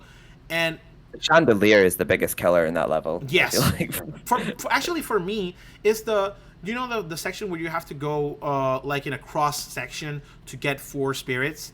And well, actually, Oh God, yeah. I think there's 2, and there's this like wooden platforms that swing around like a swinging set, like a swinging chair, but they go back and forward. Even if they're moving in a swinging way, but at the same time they're going back and forward. So it's like 2 move sets right there for that platform section. I have fell off the second floor so many times that at some point I just got frustrated and just had to skip the level. Yeah, even now I can still fuck up at that part. Like, Yeah, it's a even pretty now, hard because part again, to it's time. not exactly because it's not about skill. It's about game not having a good platforming section right there. And then it gets lower down. We get to the final boss. It's a good final fight, and everything. But when you want to fight Palethorn, which is the bad guy of the story, we didn't mention it. Basically, Palethorn, what he does is he found the Sarek, the villain from the past game. He found Sarek's spellbook and does the whole thing over again, but this time in London. It's the same thing, but a different villain using the same power. So, which I think is a little bit lazy when it comes to story, but for me, it's okay. It's no big deal. But I get it when people can say, the story is weak, because it's basically the same story as the first one, just with a different villain, and a different time set. So time period, my bad. But it goes downhill there for me, because after you defeat his 2 henchmen, right, the lizard and the dog, which they're a little bit annoying, but not impossible. Just run around and try to kill them as soon as possible. But when you get to the final fight, it's not Palethorn that you fight. He summons this demon. giant demon called the Demon, which it goes without saying, lazy. You cannot name the demon. So what's the name of this demon? I think initially he wasn't even meant to be the last boss fight. It was meant to be Queen Victoria, but yeah, that's they true. replaced it with just the Smurf. I get it. I get it, because they don't want to mess around with real, politics. But at the end of the day, you could have just done you could have just have done a different boss fight. You can even kept the demon coming. Like, you can put the demon in a certain boss fight, but not be the last one. After that, you can go for either not Queen Victoria. You can do something else. I mean, Queen Victoria is clever. Don't get me wrong, because it's set at that time period, and it will be cool. She can be hypnotized or something like that, right? So like a zombified version of her or whatever. But then after that, or something else, you can change the antagonist. After the main antagonist, final boss, you get to fight Palethorn for the last time. Him and you, mano a mano, no bullshit, right? Just wait for him to get weaker and then just slash him up, and that's it. I think it would have been a better ending rather than the demon. Even though the demon was a fun fight, don't get me wrong. Waiting for the last moment, and it was hard to dodge. I'll give you that. For me, it was hard to dodge. The punches were really quick for you to know where he was going to hit next. Sometimes it tricked you, because when he threw off the flames, the lines of flames come from left to right, and then just go from middle to either of those sides. And sometimes there were 2 or 3, and sometimes you forget, like, oh right, this is the second time you're facing this section, so it's gonna be more than just one flame, right? It could be more, and it was tricky, unpredictable at some point, but then after that it just goes way more downhill by ruining the sections of the ending, because after, when it's all said and done, Palethorn just blows up the place exactly like Sarek. So we're getting this. You realize that we're getting the same thing, right? Just in a different way, right? And it's fine for me, but I do think it's a weak idea rather than doing something different, because at the end of the day, if those things tends to happen, a lot of people are going to get bored out of it, because it's going to be the same thing in Medieval 3. That's why I did like the Medieval 3 idea. We'll get to that later, but that's why I like the Medieval 3 idea. Even though I hate that Kia was bad, I don't like that part, but the rest of it was kind of cool. Anyways, so after the ending is done, we get the good and the bad ending. A lot of people confuse this. I would like to say that I wasn't confused, but I do get what they were trying to do. This was not a mistake. So when we get to the ending and you didn't collect all the chalices, you get an ending where everything just ends, right? We say goodbyes. Kia and Daniel just go inside Kia's tomb, sleep forever, right? That's all there is. They're done with their quest, just like the first one. And then if you get all the chalices, you get an ending where they go back in time, and then Palethorn is basically the monster that Sarah was transformed into, and it ends right there, like a cliffhanger. And a lot of people say that they say that the developers mixed that up by accident, and I don't think so. I think that the bad ending, quote unquote, was basically the non-canon ending. I don't know if you agree with me on this. The non-canon ending, basically when they just go to sleep and for eternity, and that's it.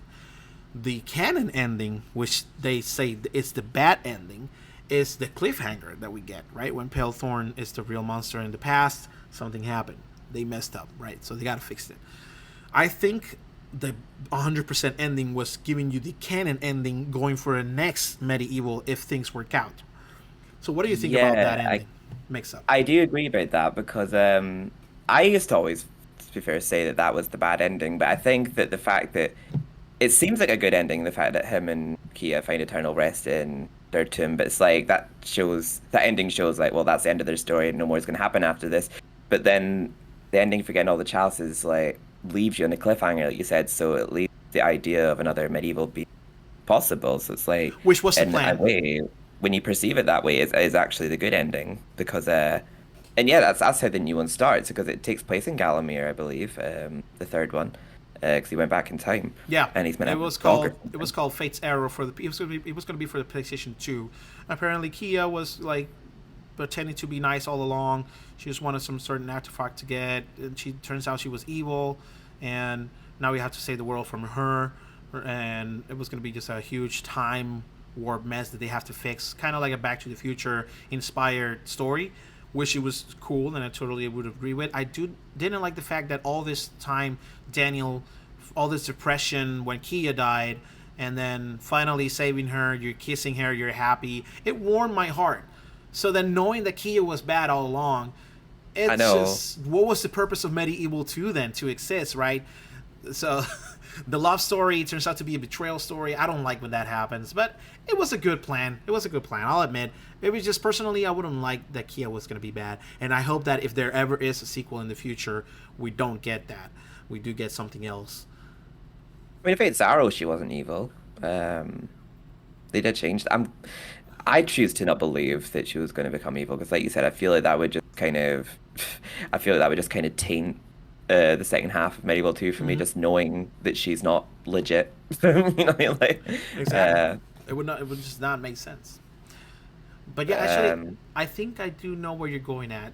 So even though in Fate's Arrow you wouldn't think she was going to be evil, maybe she was pretending to be evil, kind of like a Snape story vibe. You know, like you think it was evil, but no, he was not actually evil. That was the plan, to pretend to be the evil one to then actually save the planet. So if they would have gotten to that route at the end, because maybe the brainstorm idea that they got at first was not setting into that, but it could have turned into that. So that would have been a good switch if Kia was pretending to be bad in the Fate's Arrow game and then eventually being good. I'm still glad that story was not made. I think it was gonna ruin the whole franchise because if you think about it, it was just a lot of stuff. It was like a Spider-Man 3 sort of thing. Yeah. It was like too much. It was like, okay, what? I'm confused, you know. So I'm glad that didn't work out in a way. It sounds kind of bad out of context, but I think the way they're doing it now works better with the comic. I don't know if you've seen the comic that they brought up when they brought up the remake. Yeah, I own it, and I saw it on the I watched it on the remake, but I also have a physical copy as well. Yeah, I remember they also brought a physical copy, and I do love the fact that they ended it that way, where Kia just finished her own story, and it's kind of sad, but it gave Dan a purpose to move on to a even more modern era. So we can get England 2020 or some or 2005, some sort of 90s or I know he's been interviewed with a he's by a reporter like with a microphone. Like who had those in the yeah. Victorian? So we know that Daniel is in the modern era at the moment. So it was not, Yeah. the comic is not set on medieval 2 era. It's set like way after. Now Sir Daniel is invincible practically with the artifact of his eye. So although that ending kind of ended up being like an evil Sir Daniel, because did he show himself as a skeleton and then grab her? That was kind of weird. I was like, Dan, she's a good girl. She just wanted to know about your story. Don't go. I don't remember him grabbing her, but I remember he does reveal that it's him. Like, But it fades to black. Like, I don't think he grabbed her, but it fades to black. Like he did something like some sort. It felt like a kidnap vibe when it ended. So I don't know what happened afterwards. He felt like he got closer to her, all of a sudden, and then fade to black and ended. So I don't know. I gotta rewatch it. Something like that happened. That I was like, okay, like Dan, like calm down. I think she just might have been mortified at what she saw when he took the cloak off. She Probably, went like, "Whoa." probably. I hope it's that. But yeah. So Medieval 2 is done, and all of a sudden it's all shutting down. No more Medieval. It's sad. We always wanted to do one, but then all hope was not lost. I think they were gonna do something for the PlayStation 2. I think they were gonna do like a reboot or something like. They were not gonna do a reboot. Sony decided for them to do a reboot and do it all over again, but this time on the PlayStation Portable, the PSP, because when that time came in, the PSP was a big thing. And trust me, I understand Sony when they make this decision, because PlayStation Portable back then, still to this day, is an amazing console. We actually got PlayStation 2 just downgraded a little bit, and you can play it anywhere you want, no internet required. Just get some PSP games and just go for it. We got amazing spin-off like Medieval Resurrection. We got amazing spin-off like Daxter, which is like the middle story between the ending of the aftermath of 1 and before Jack 2 came in. Those 2 years, Daxter looking for Jack. We got to see it fully in action on PlayStation Portable, and a lot of GTA game spin-offs too. PlayStation Portable was a big thing back then, and if you ask somebody if the PSP was good, nobody's gonna say to you it was bad. It was way better, even way better than the PlayStation Vita. So that says a lot. So Yeah, I never hear anything about the Vita. exactly, you don't hear anything about the Vita, and it's still going to this day. There's actually developers doing games just for Vita. That's why they got mad about the PlayStation Store on the PlayStation 3 closing, because that was their only access for them to give out their PlayStation Vita games. Some indie companies doing their own artistic stuff, and I applaud that really good. And thank Sony for not closing the store, and I hope they don't close it anytime soon, because I have a lot of stuff there too. Anyways, going back to Medieval, we got Medieval Resurrection all of a sudden because PlayStation Portable was popping up. Boom, Medieval Resurrection comes back after years of not hearing about Medieval. So tell me, what do you think about Medieval? Do you think it was a good game? Do you think it hold up? I do remember the Resurrection. Yeah, Resurrection, the PSP game. I do remember quite vividly getting that game. Actually, I was in high school when I got it. I got it for my birthday. I can't remember what age I was, but I was definitely in high school. And my birthday's also around November. So my main memory is being on Gallowmere Plains for like days on end, and I think school because we were snowed in, so school was closed. And I always have memories of just being sat next to halogen heater, just playing Gallowmere Plains, and it's just like pouring down snow outside. But yeah, that's just memories. In terms of the actual game itself, I do enjoy it for what it's worth. I think that I know they were up against time constraints, and I wouldn't have known because I feel like it was I know pretty. it doesn't feel like an incomplete game. No, it doesn't feel like. I mean, it has the odd glitch here and there, but I wouldn't say it was as broken as well. Spyro into the Dragonfly, for example, God, that was a wreck, that game.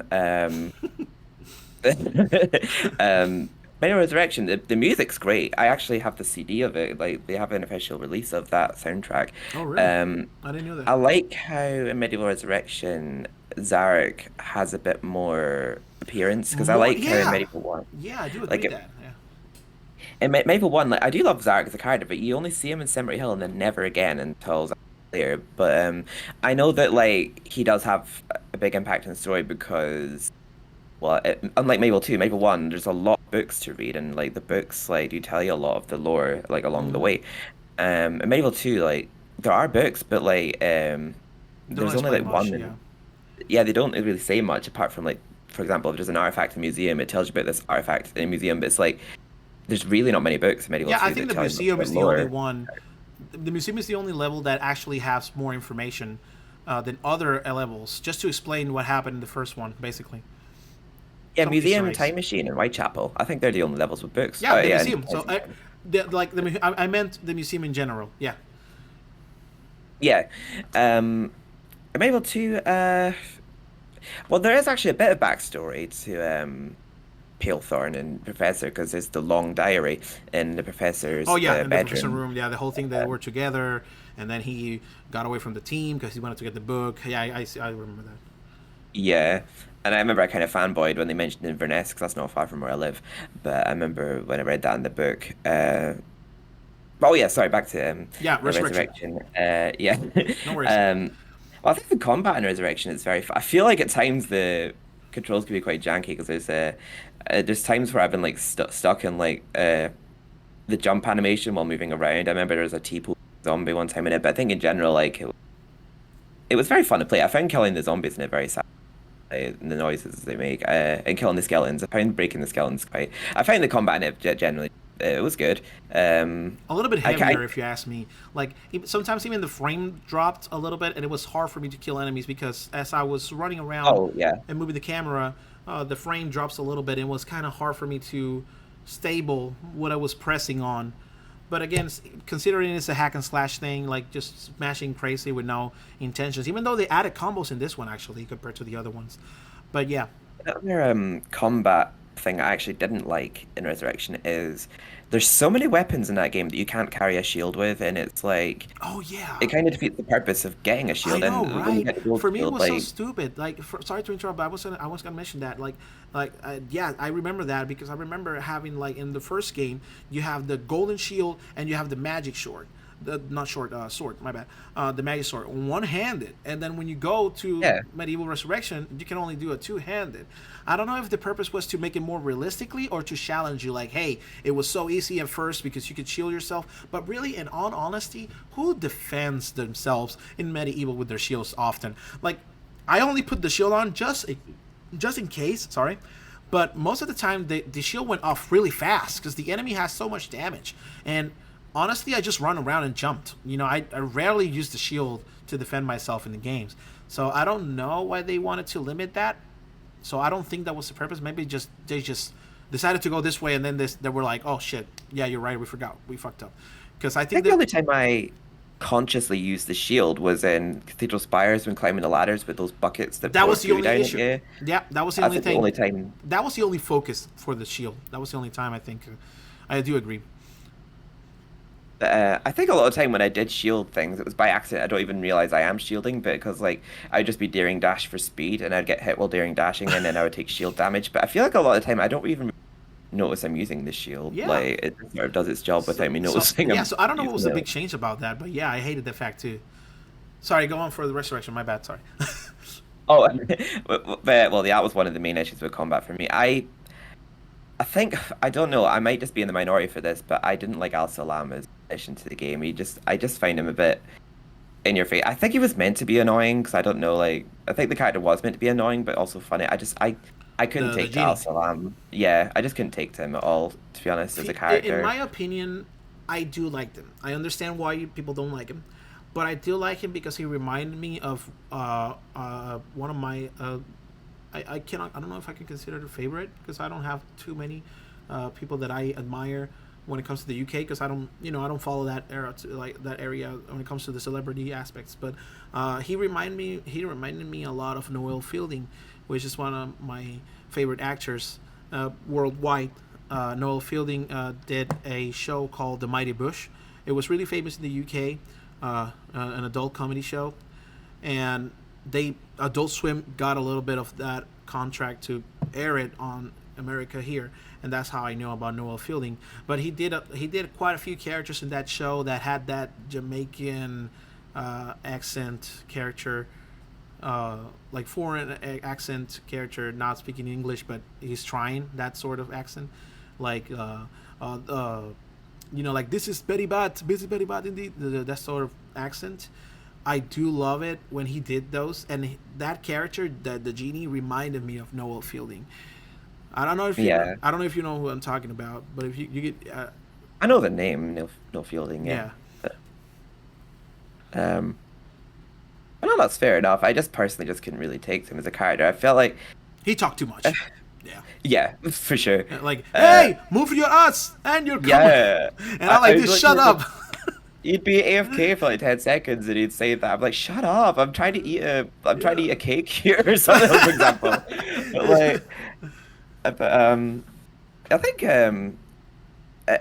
Dan and Zarek, I think they look great, but I feel like there's other characters that I don't understand why they made them look so weird, like King Peregrine. I don't know why he looked the way he did in that. Yeah, the design for me was not too well. It was way too exaggerated. You know, it's like the hands were not really hands. There was like a Muppet hand. It was like one big finger with a thumb.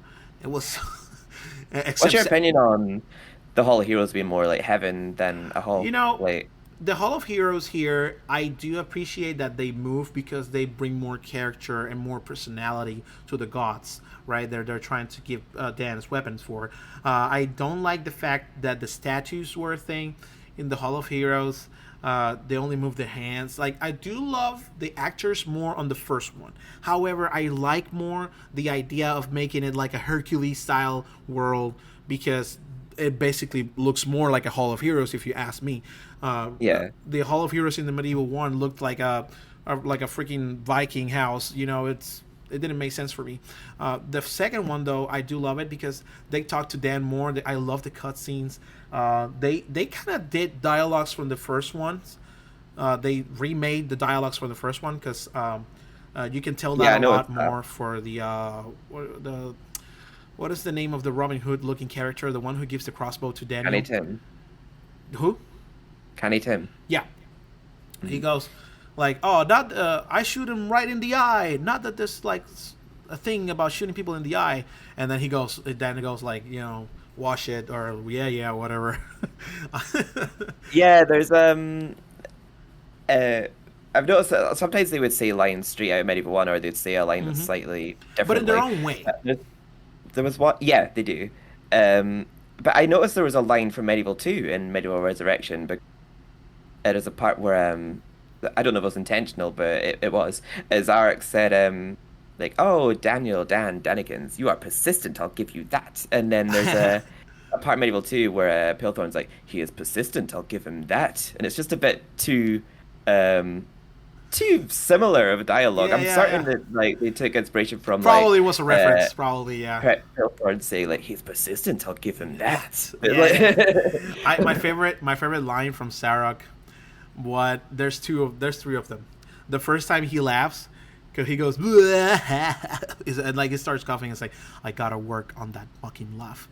And that one, my favorite line when he would start laughing with the Pirate King, and then he goes, stop laughing, and then the Pirate King goes, arg. Yeah, science. But he goes like, he goes arg. Arg. And then the other one is like, Sir Fortescue, 40, baby. 40, baby. I do like that you actually see the ghost ship level in Resurrection. Like, you don't really see him before it. And it's so cool though. They might have deleted levels from Medieval 1 though. They've been so cool. They made levels from Medieval 1, and they also added levels to make more context to more concept. My bad, to the pirate area, because it's only a flying pirate ship. Okay, where does it come from? But in Medieval Resurrection, we do appreciate the fact that we get a pirate land port where pirates used to come up here, you know. And then we got to the flying ghost ship, like in the first game. Yeah, it actually shows where the ghost ship comes from in like Medieval 1. But like, it's weird because I love the like, because I think I really prefer one over the other. That's why I say like people who have played Medieval Resurrection, it's a good game in its own right, but I feel like it's still worth playing Medieval 1 as well because they're like just two different Mm-hmm. games in my opinion. So it's Mm-hmm. like they're both good in their own right. Like, because I remember when I first played Scurvy Dogs, I actually found it so exciting because like it was like a brand new level for medieval that I hadn't played before, and it was just very original as well. And I like the music to it, how it like samples the Drunken Sailor in the soundtrack as well. Um, I just think the soundtrack's a bit of a bop. I like us, um, but yeah, no. Adding a boss fight to the asylum, by the way, Mr. Oh Axie. yeah, That's not in the Mr. original game. Axie, Mr. X. Mr. Axie, and it's the Scarecrow Field soundtrack. It goes to Inside the Asylum, and That's another thing um, too. They kind of mix in Medieval Restoration. They mix soundtracks that were yeah, not meant for that level, and they actually didn't just wanted to do the. They didn't want it to reboot this the soundtrack, so they just copy and pasted the level. I think it happened too with the remake as well. There's some levels in the area that just yeah, cut off yeah, the original music and just replaces with one of the other levels and make it, which they do fit. So they did their research.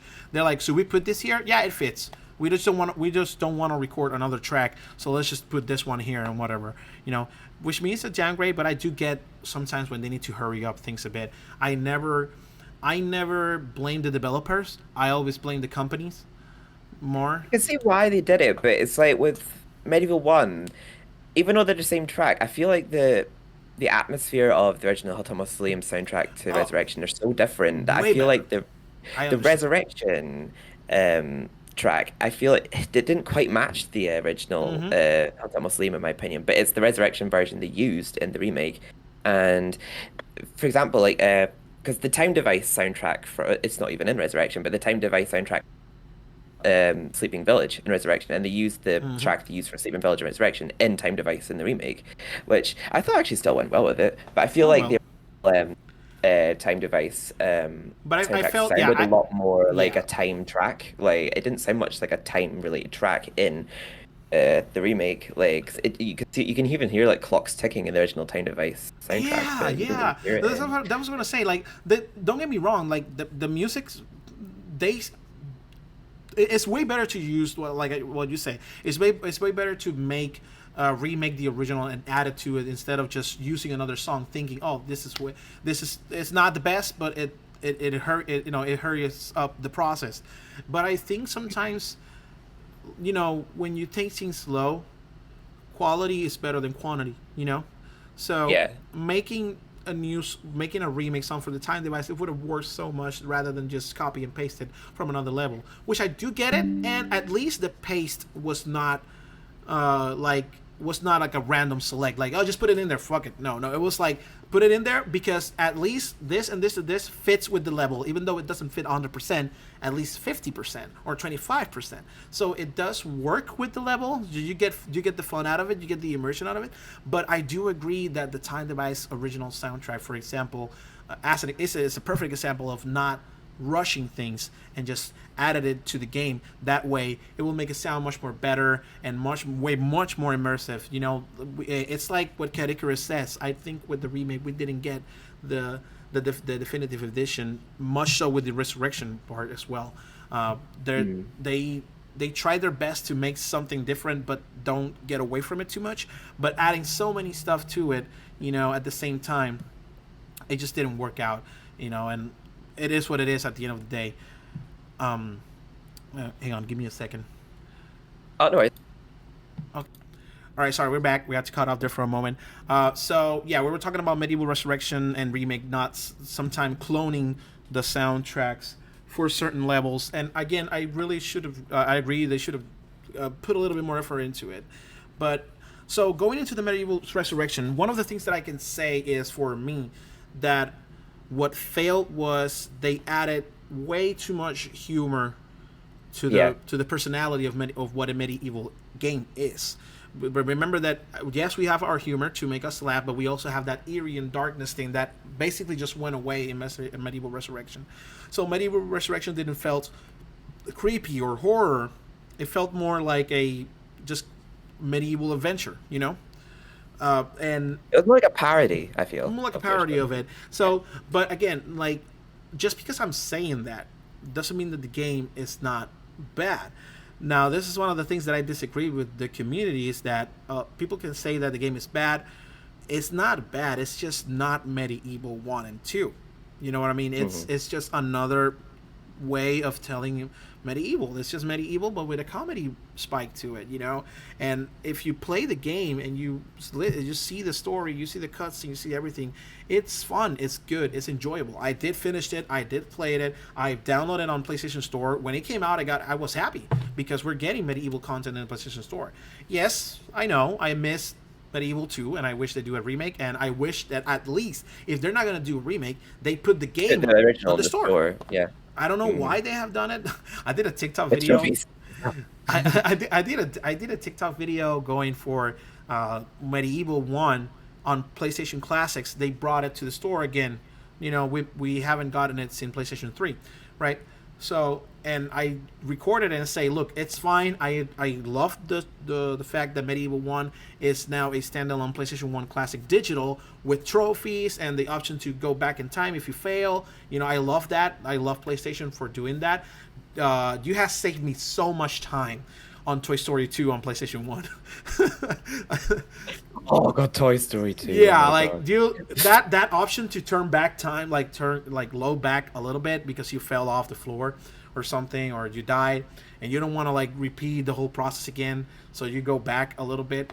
It saved me a lot of time to play it. So played it on the PlayStation 5. The PlayStation 1 games is a godsend now because we're getting trophies and we got the chance to go back and like press option and then turn back a little bit, like a couple of frames later, so that you can restart without having to restart. So I love that. So I was happy. We got Medieval 1 with these features, many features and trophies. And I say, but here's the thing. You know that you can get this game with another game, right? If you buy Medieval PS4 Remake and you finish the game 100%, you can there's an Easter egg that you unlock after, as a reward. You get the PlayStation 1 version fully emulated inside the PlayStation 4 Remake, and that's amazing. I was like, this is awesome. We get to play it both ways, right? The classic way and the new way. So what is the reason to get on the PlayStation 1 Classic if you already have it free on the PlayStation 4 Remake? Of course, then people can say, well, the trophies. So that I agree. But I got a concern. That's not what really bugs me. And like what Hainer says in Kingdom Hearts 2, what really bugs me what really bugs me is that Medieval 2 is not in the store. And we have gotten so many Medieval 1 like reruns in it. Like, we got it on PlayStation 3. We got it Yeah, on PS3 store, yeah, PS4 and 5. we got it on PS4 and 5 now. We also got the Resurrection on PSP and PlayStation 4, the PlayStation 5 store and 4. Yeah. And we also got it on free inside the PlayStation 4 Remake, and we got a remake. It's like what Kid Icarus says.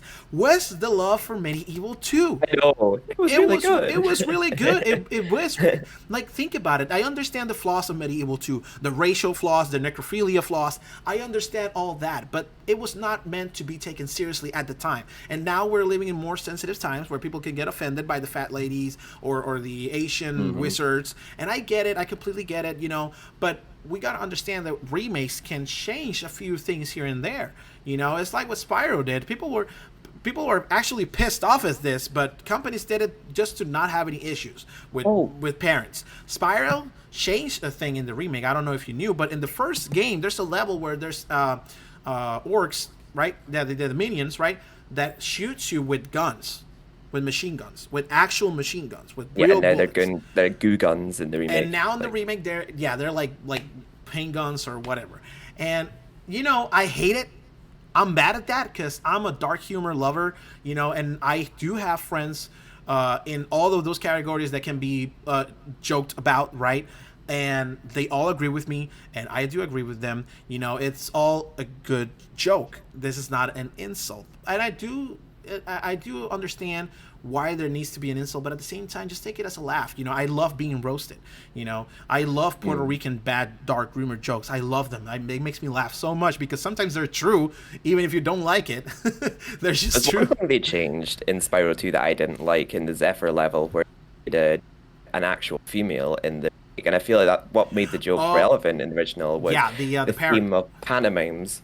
Yeah, because like it's meant to be the theme of pantomime, like Romeo and Juliet, like Yeah, Romeo and Juliet. So it's like a pantomime Juliet. Yeah, in the PlayStation 1 version, basically it was like a man or like a trans or something, and then I think they were just in drag, like yeah, like a drag or exactly. And yeah. that was the joke about it. And then in the second one, they made an actual female parrot, and I do get it, but really, I mean, you were gonna get those critics. Trust me, that's gonna happen. But it just confused some people, so they just made it simple. Yeah, for people. But to again, understand. like at the same time, it was not gonna affect the whole game by itself. In fact, it was just gonna bring out more propaganda into it, like more popularity. My bad. That's the word I'm looking for. More popularity to the game because again, like that hate brings much more people into the game. It gets much more known. So bad publicity is still good publicity at the same time. Static wise, right? Statistic wise. So stats wise, my bad. So there's a lot of reason that you can change things, even though these things are changed and I don't like them, right? Or we don't care. At the same time, it's not a big deal. Fine, okay, fine. I'm mad that you changed the guns for paint guns, but I can still play the game in a fully remastered way. We're not gonna get to see the real machine guns in action, but it's fine. It's just a tiny detail. Just don't go on don't change big details because you're messing with nostalgia. But a lot of people that are nostalgic about the Spyro Reignited trilogy is that it's basically the same game with better graphics. Your childhood comes back to life. Your franchise is getting popularity now, so there might be a chance for a sequel, right? Just like what happened with Crash Bandicoot. But then you change those things, and they're like, and then you ask these people who are waiting for a remake, they are gonna answer you with the same question, with the same answer. Like, they're gonna answer you like, I don't like that they changed it, but it doesn't bother me. And as long as you don't bother the audience, it's fine. So you can skip the joke about the professor looking at Kia's butt. Yeah, as pretty as this one, and I'm like, she's dead, right? I wouldn't really mind if they just completely changed that. Yeah. It wouldn't take anything away from the story if they didn't have that in it. The fat lady, the fat bearded lady, you can change them, even though that is a part of a freak show. So I really don't consider it an insult. I consider it I considered it what do you call that? A pride for fat bearded ladies who are on freak shows. I don't know if that's still a thing nowadays. Yeah, it was an actual thing they did in freak shows. Yeah. Like, it's not any hate towards women with beards or transgender people. Then, it's just it was a thing in freak shows. Yeah, and then you go for the Asian warlocks. Like really, really going into the Asian style stereotype, the way they talk, the way they yell or something like that, right? And for me, that's funny. South Park does it, but again, like it's meant to be in a game. Now I get it. You can change that for a old wizard. You don't have to make it Asian. You know what I mean? Like, yeah, just make him a wizard. Just make him a wizard. So all these things that people are saying, oh no, this game cannot be remade because there's this and that is kind of an insult nowadays. Back then it wasn't, but nowadays, even though that's an issue, you can still keep those stuff. And they did it. There's a perfect example with what you said. The African lady that fancies Dan. They don't say that line in the first remake, right? So yeah, they don't know. They don't say it. So they said it in the first game, but then in the remake they changed it. They skipped it because, again, to prevent any sexuality for kids or whatever, even though it's a rated teen game. But fuck it. Screw it. I get it. You don't want any trouble, and I get it. But even though you don't want any trouble, there's still a chance to getting a remake done for it. So same with Resurrection. They should have kept certain things in it. But yeah. Medieval 2 was definitely harder than Medieval 1 because I feel like you don't get your first life bottle until after the first boss, whereas you have like 4 life bottles by the time you defeat the stained glass demon in Medieval 1. And the first level, I feel, is probably one of the hardest game because you just get thrown. Being honest, I agree with it. Weapons. Like the Triceratops Rex compared to the stained glass demon was just. And you have to fight him with no life balls as well. Like you don't get your first one until after you defeat him. That's actually true, dude. We're talking about and you get because the boss fight that you get on Medieval 1, just you got life bottles, right? Yeah. Not just that, it's really easy. He's just like Yeah, jumps the bosses around, are easy in Medieval stomp, 1. and then when he Right. goes with the heart, shoot the freaking swords, right? But this one, this one you got to do a lot of stuff. You got to like dodge the dashes that he does, that it does. Then the rocks falling from the roof, right? The pieces falling from the roof because he hit too hard on the wall. Then he does an alarm where he summons. Well, not sorry for genderizing the T-Rex, where it summons the tiny Triceratops towards you, and you gotta go up the tail without touching it too much because you can get hit You by get the tail. damage from it, yeah. Yeah. So and then going up to the freaking gem and then finally hitting the gem enough to kill him 2 times. You got to do this, or 3 times. I don't know. While the other Triceratops minions are following you, so that's hard for a first boss. Not just that, we're going to the second phase. He transformed into a freaking pterodactyl thing, like a flying dinosaur shit, and that even though that was easy, it was still hard to grasp too, because you got to go to the second floor and you got to dodge everything. Also dodge the minions because they will come back when it sounds the Rex sounds the alarm, and then you got to shoot him with a crossbow, which has less damage than a melee sword, to then finally defeat it. And we don't get like a half health transform. We get a regeneration. We gotta defeat him 2 times, the boss. Like first time and then the second time. It's not like a Dark Souls things where at 50% they do something much more tougher. They evolve and then they don't regenerate. It just starts from that section.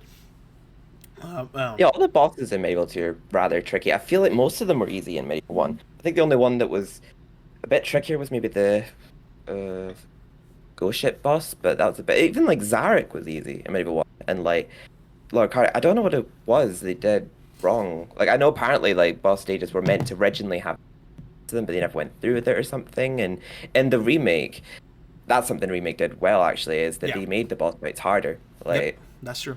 which one thing about the remake, I wish they did the same as the Spy Reignite trilogy, even though you can still listen to the modern soundtrack. But if you want to get like put an option in the audio menu to the original soundtrack to the levels, I really wish they at least made it an option, like To 'cause change it to the classic version. yeah, so you could play like the new game but with the original background music, because that was an option by Reignite trilogy. Yeah, I I kind of remember. wish they did in the medieval remake. They even did it in Resident Evil as well, like where you could replace like the Resident Evil. Well, I know they did it with 2 and 4 remake, for example. Like there's an option to have the original like sound effects and background music in the game, which I just think adds a bit of the kind of wish was an option. But not mad they didn't do it, but I just think it would have been nice It if would they have did, been like- nicer, yeah, like an extra point. So yeah, Yeah. those are our thoughts on Medieval 1, 2, Resurrection, and Remake. We didn't went into focus on the remake much because we technically we spoke a lot of it throughout the whole line to it. We ended up actually just speaking about it all throughout. Really. Yeah, it would be better all throughout instead of going one by one.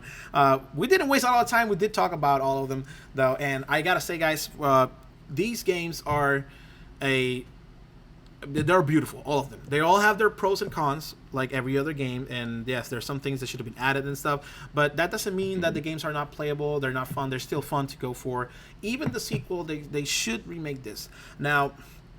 But yeah, all in all, Medieval is a good, fun franchise, and they should make more. I'm willing to go for a series. They should do an animated series on Netflix or something.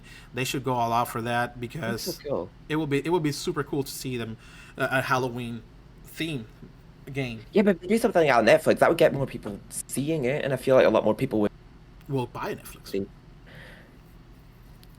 But what? Sorry. like get the membership for like get more Netflix will get more audience for it if they made a contract with them. I'm pretty sure they will go for that, but Yeah. at the same time, I don't think Medieval will go to. Well, actually, Sony has done a lot of stuff for Netflix, right?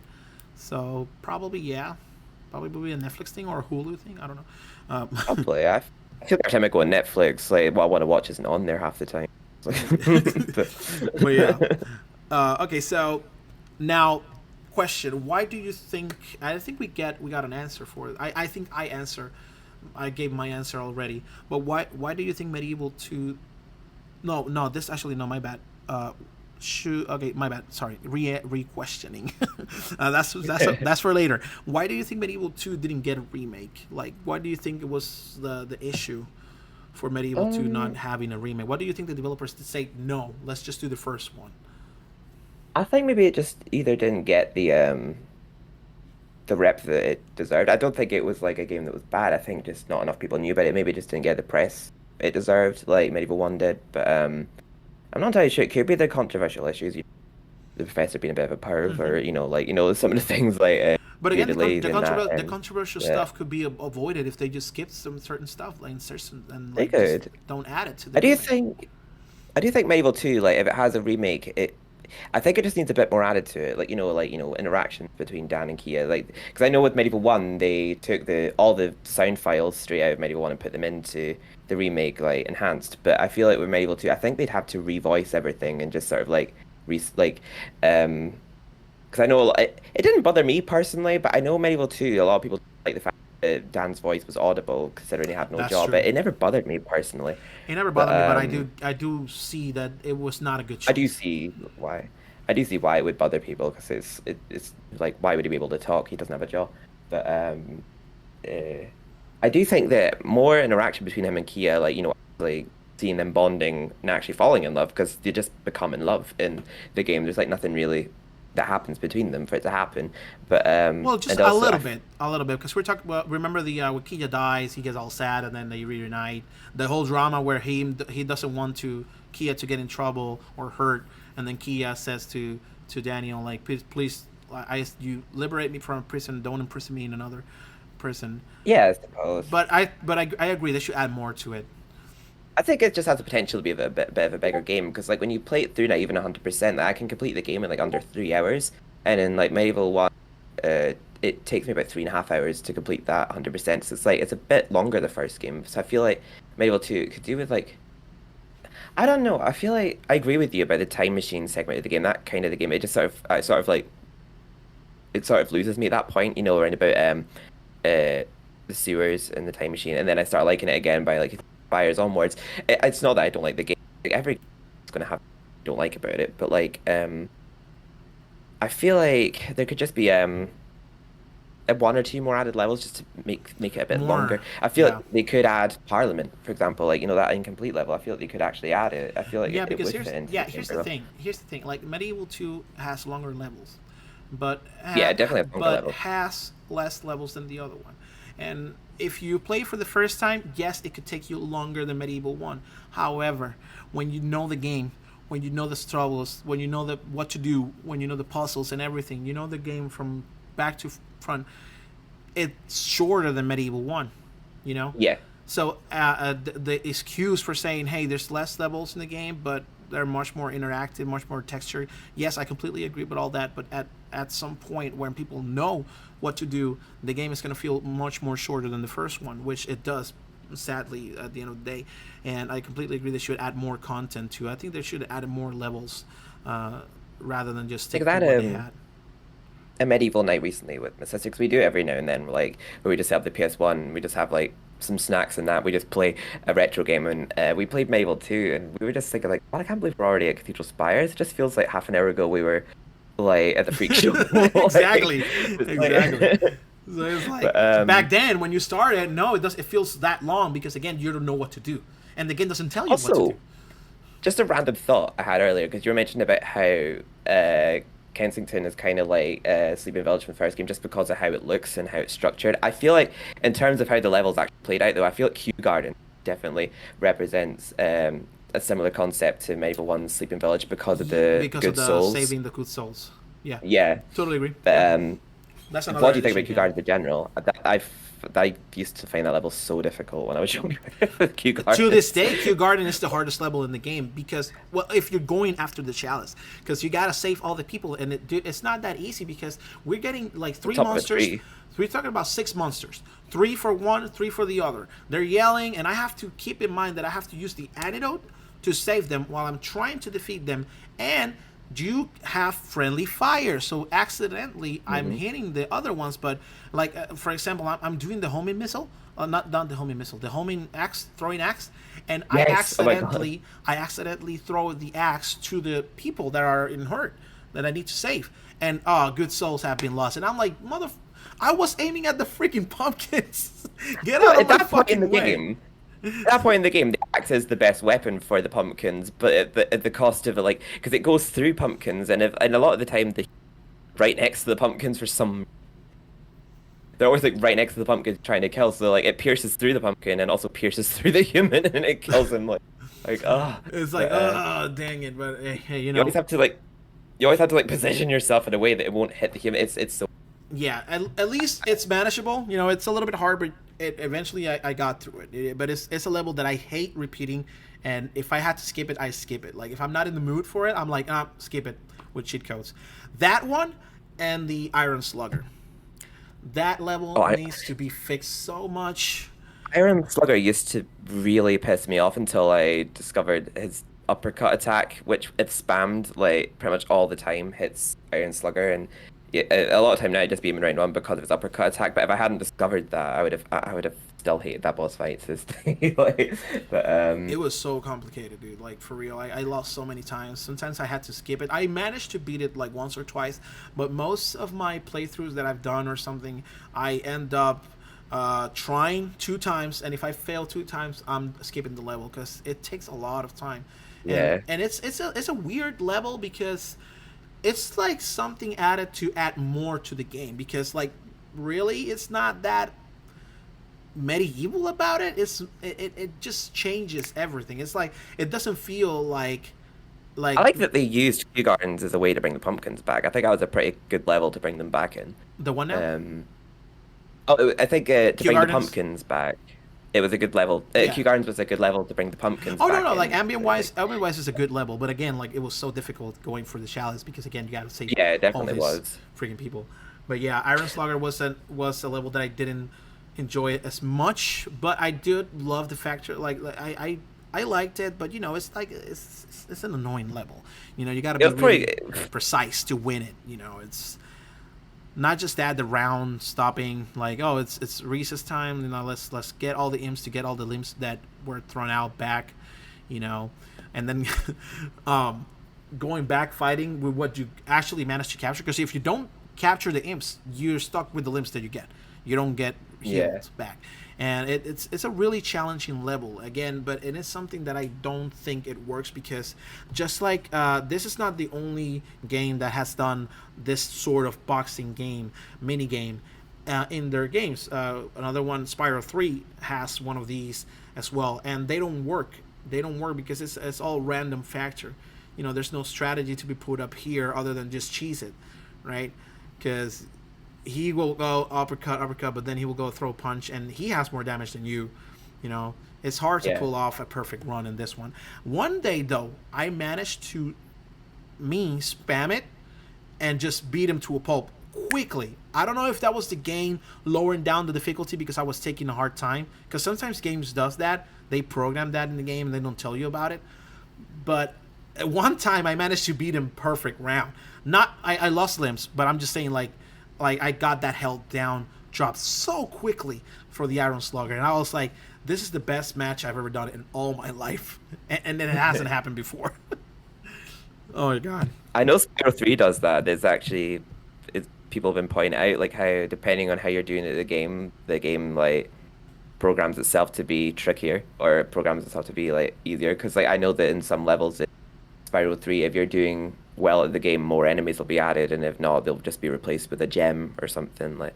But yeah, when you mentioned that there about games like adapting to how you're playing, it just reminded me in that.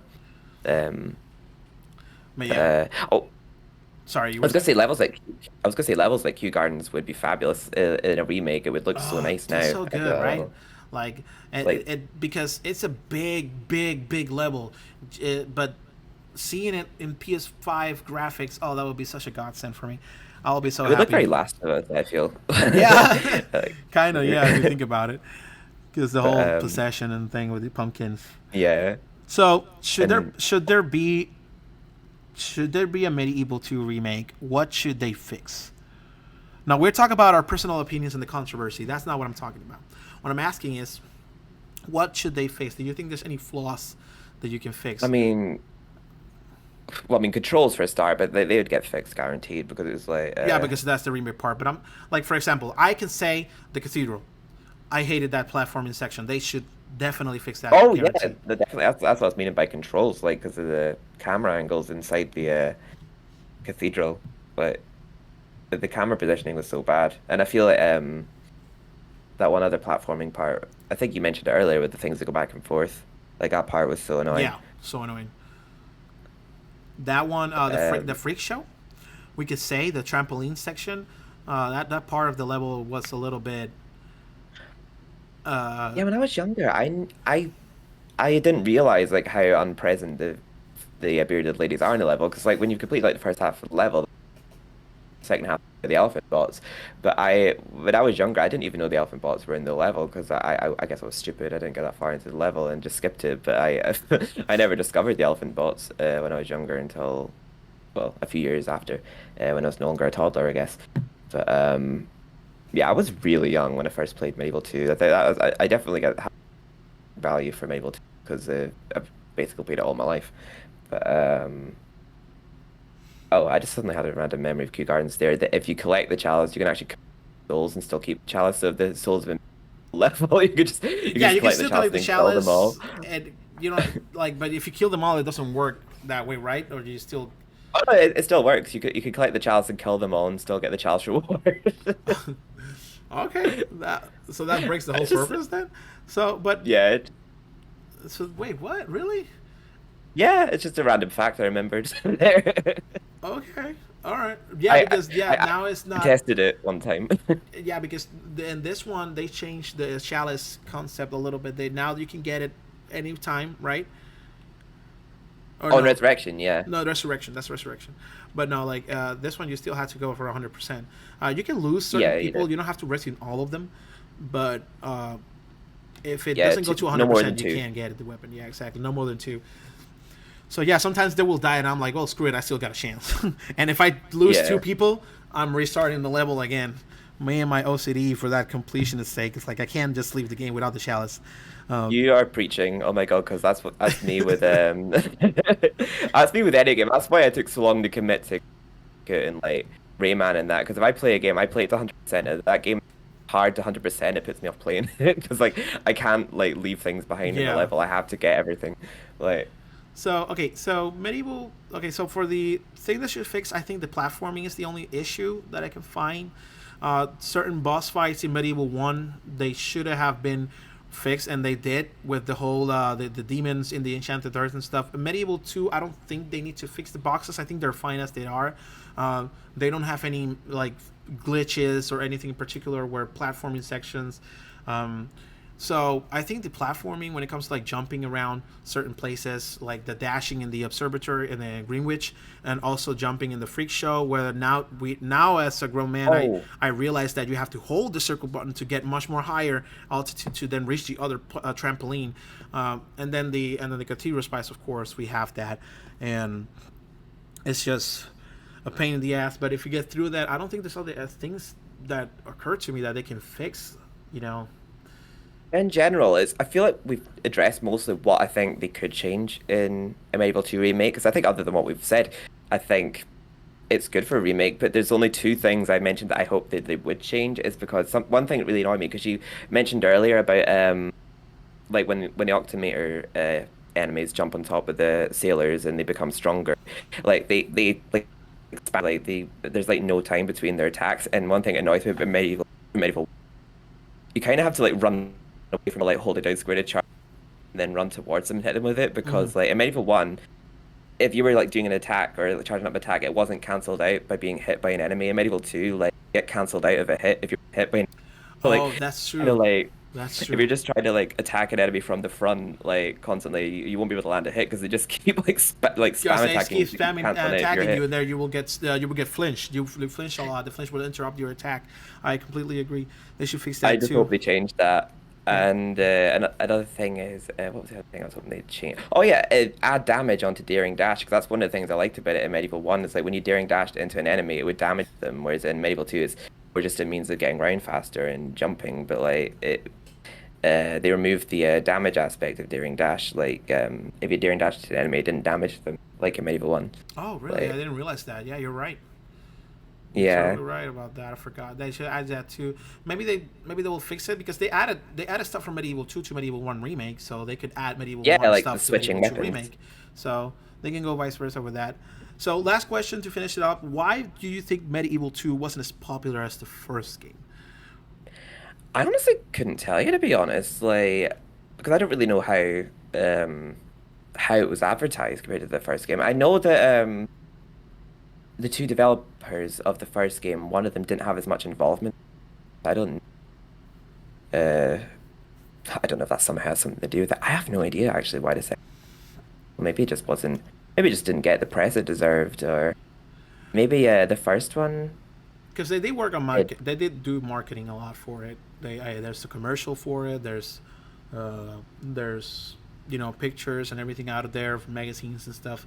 Um, I do think I do think that the reason why, for me, I could say maybe the story or maybe the publishing wasn't enough, for attract attention. Because maybe. because you got to understand, like, the reason of get the sense of Medieval having a sequel, it just doesn't make sense because, again, it's just a different time period, another story. There's no Sarek involvement in this, all other than the spell book. So that's the only thing that you got to know about Medieval 2 to understand better the story is Sarek. Other than that, you don't got to understand anything about the world and anything what happened at the first one. A lot of people say that there's no reason for Medieval 2 to exist because Medieval 1 is just a plain story as it is. It's just leave it at that.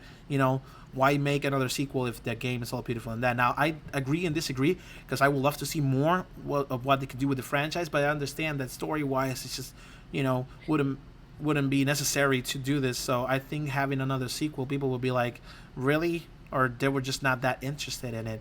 Maybe the London ambience for me was way better than the first one. I mean, Medieval 1 did end with closure, like it didn't need a sequel, but it doesn't mean that I'd be against getting one. Like, Exactly. Medieval 2, it was still a good game. Like, yeah, fair enough, the first game did end well, but like it doesn't mean that his venture had to end there. Like, I think Medieval 2 still, as much as it wasn't needed, it was very It much still packed a punch. welcomed, in my Exactly. opinion. Like, It was yeah, a good game. So I don't know what like the it developers are was so. fun. Yeah, I don't know why the developers are so afraid of like, not. They don't Not even even putting it mention. on the store, They don't even like mention even this if game it at were- all. They don't even talk about it. And they dare put Resurrection at first. They dare put Resurrection first. How dare they? I think the one that I deserves less know. praise is Resurrection, even though they does deserve praise. Me and But my sister both are pissed off that they don't even seem to acknowledge its existence, like yeah, anywhere. Like, like but, how people are going to know about this if you're not going to add it to it. For me, it was a missed opportunity. They should have gotten a little bit more of the budget and add a Medieval 2 remake, because if you think of it, the remake doesn't need to be enhanced on a sequel if you're doing a second remake. For example, Crash Bandicoot 1, 2, and 3, they all look the same. Now, on the PlayStation 1 versions, of course, they look a little bit different because they were updating graphics every now and then back then. But now they're putting it all in one package. So all of the Crash models are going to be the same model with just different additions added to the sequels. After the more you play for them. But Medieval 1 and 2, if they put them at then a remake just as one package into it, it would have been the same game but with more levels and a different story. Like, the cutscenes are not that much. The dialogue is the same. If you're gonna do a copy and paste it, why? More time, a little bit more time to redo the soundtrack for the sequel and just make a cutscene. Because if you look at it, it's the cutscenes are there for Medieval 1, but it's just, being honest with you, yeah, they're Medieval 2 not does lack in cutscenes, I've noticed, like but not just that. cinematic ones. Like the thing is that when you look at the remake cutscenes, right, you can tell that they just used the model and just looped an animation for it. Like sometimes when Dan hits the and goes bugger, right? it like he says he punches us and that says bugger, like it lacks a little bit. It doesn't synchronize well with the animation sometimes. Sometimes when they're talking, the lip sync is not quite there. Oh, yeah, I know So what you it mean. felt like a lazy, but at the same time didn't. So they kind of did the work, and they just didn't do the perfection of it. They just wanted to do it, and that's it. Happened with the it happens with the voice lines on Crash Reignited Trilogy, because if you look at the Crash Bandicoot 3, and then you look at the cutscenes when Uka escapes in Crash Bandicoot 3, Aku is like, Uka, it's free. In the like he does more better expressions than the voice actor in the remake. So when you look at the remake, the voice lines sometimes they say it really fast, or they just don't synchronize with the attitude. The expression is different. It's not the best one. The best example I can give you for that is the Entropy villain from Crash Bandicoot 3. PlayStation 1 versus PlayStation 4, completely different expressions. Not bad.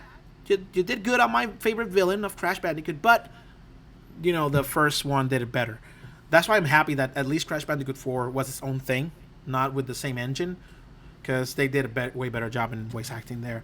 But yeah, so you can tell that certain things were not as perfect for the remake. They were there, and they could have just copy and paste all of that as well for the sequel. So I don't. There's no, and this is the thing. A lot of people are fighting for it because there's no definitive answer. Like the interviewers, when they were mentioning the game, they didn't ask if there was going to be a Medieval 2 remake. The every time they mention the game, they talk about the game. They never talk about the sequel. They never mention anything about the sequel. The only answer that we got was two of them, and one of them was Other Ocean saying that we didn't get an approval to work on a sequel. However, if we do, we will be excited for it and we'll do our best for it to make it happen. And then the other answer was Paul Arnold saying the reason why there's no Medieval 2 remake. But other than that, we haven't gotten any answers. When I shared that video on the group, I spread the video of Paul Arnold answering the question. There was comments in Medieval Madness stating that we get an answer of somebody about Medieval 2, because nobody asked or answered about any Medieval 2 remake. So it's kind of weird. It's like they don't appreciate it as much. It's sad. It's good to know that they're open to making it happen if they get it. That's true. Commissioned, or if they get the request for it, they're willing to do it. So that's positive. Because they haven't turned down the idea.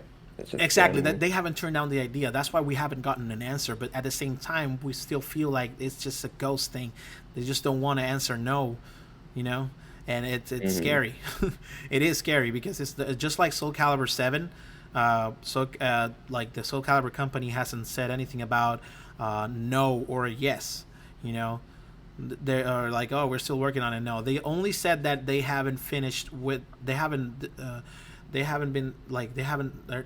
not done with the franchise. So that guarantees that eventually, at some point, years later, that we might get another Soul Calibur game. But other than that, it's still ghosted, just like this game. We haven't gotten any information about any Medieval 2 remake. But yeah, I think that's all I could say. My throat hurts. We're talking too much. We've covered a lot, though. I feel like we covered a lot of info, yeah, and I'm glad that, and I'm really thankful you to coming here and talking about thank you for this. having me.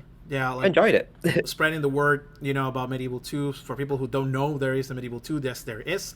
You're seeing it right here on the screen. As we were talking, I put like a montage muted of the video game. But yeah, I really hope that Other Ocean or Sony, looks at this as an opportunity to make another remake for the game, and please.